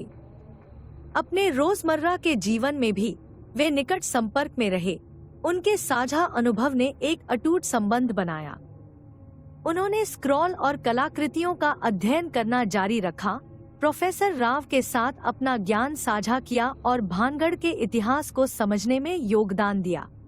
भानगढ़ किले की किंवदंती मोहित और दिलचस्प बनी रहेगी, लेकिन राघव, मीरा, प्रिया और विक्रम के लिए यह एक बेहद निजी यात्रा बन गई थी, जिसने उनके जीवन को हमेशा के लिए बदल दिया था। जैसे ही वे किले से दूर चले गए, वे अपने साथ न केवल श्राप से छुटकारा पाने की राहत लेकर आए, बल्कि उद्देश्य की एक नई भावना भी लेकर आए। इसके बाद के हफ्तों में समूह ने खुद को अपनी रोजमर्रा की दिनचर्या में वापसी से जूझते हुए पाया। जीवन की सांसारिक लय अब अलग अलग महसूस हुई, उनके हालिया साहसिक कार्य की गंभीरता से प्रभावित होकर। वे निकट संपर्क में रहे, अपने निष्कर्षों पर चर्चा करने और अपने शोध के लिए अगले कदमों की योजना बनाने के लिए नियमित रूप से मिलते रहे। उनके द्वारा झेली गई परीक्षाओं से मजबूत हुआ उनका बंधन अटूट था। राघव ने प्रोफेसर राव के साथ सहयोग करना जारी रखा और उनके द्वारा खोजी गई कलाकृतियों के ऐतिहासिक और रहस्यमय पहलुओं की गहराई से जांच की। उनकी बहादुरी और दृढ़ संकल्प से प्रभावित होकर प्रोफेसर ने सुझाव दिया कि वे अपने निष्कर्षों को प्रकाशित करने पर विचार करें। राघव ने इसे अपने अनुभव साझा करने और भानगढ़ के रहस्यमय इतिहास की व्यापक समझ में योगदान देने के अवसर के रूप में देखते हुए सहमति व्यक्त की। उनकी यात्रा से प्रेरित होकर मीरा ने पुरातत्व में मास्टर डिग्री हासिल करने का फैसला किया। वह अपने ज्ञान को आगे बढ़ाना चाहती थी और भारत के प्राचीन स्थलों के रहस्यों की खोज जारी रखना चाहती थी। अतीत को उजागर करने का उनका जुनून और भी मजबूत हो गया था और उन्हें उन कहानियों और जीवन से गहरा जुड़ाव महसूस हुआ जिन्होंने इतिहास को आकार दिया था।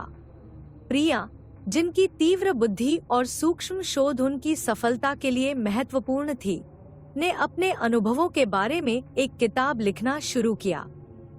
उनका लक्ष्य अपने साहसिक कार्य के ऐतिहासिक, सांस्कृतिक और व्यक्तिगत पहलुओं को एक साथ जोड़ना था, जिससे दूसरों को मिथकों और किंवदंतियों की सतह से परे देखने के लिए प्रेरित किया जा सके।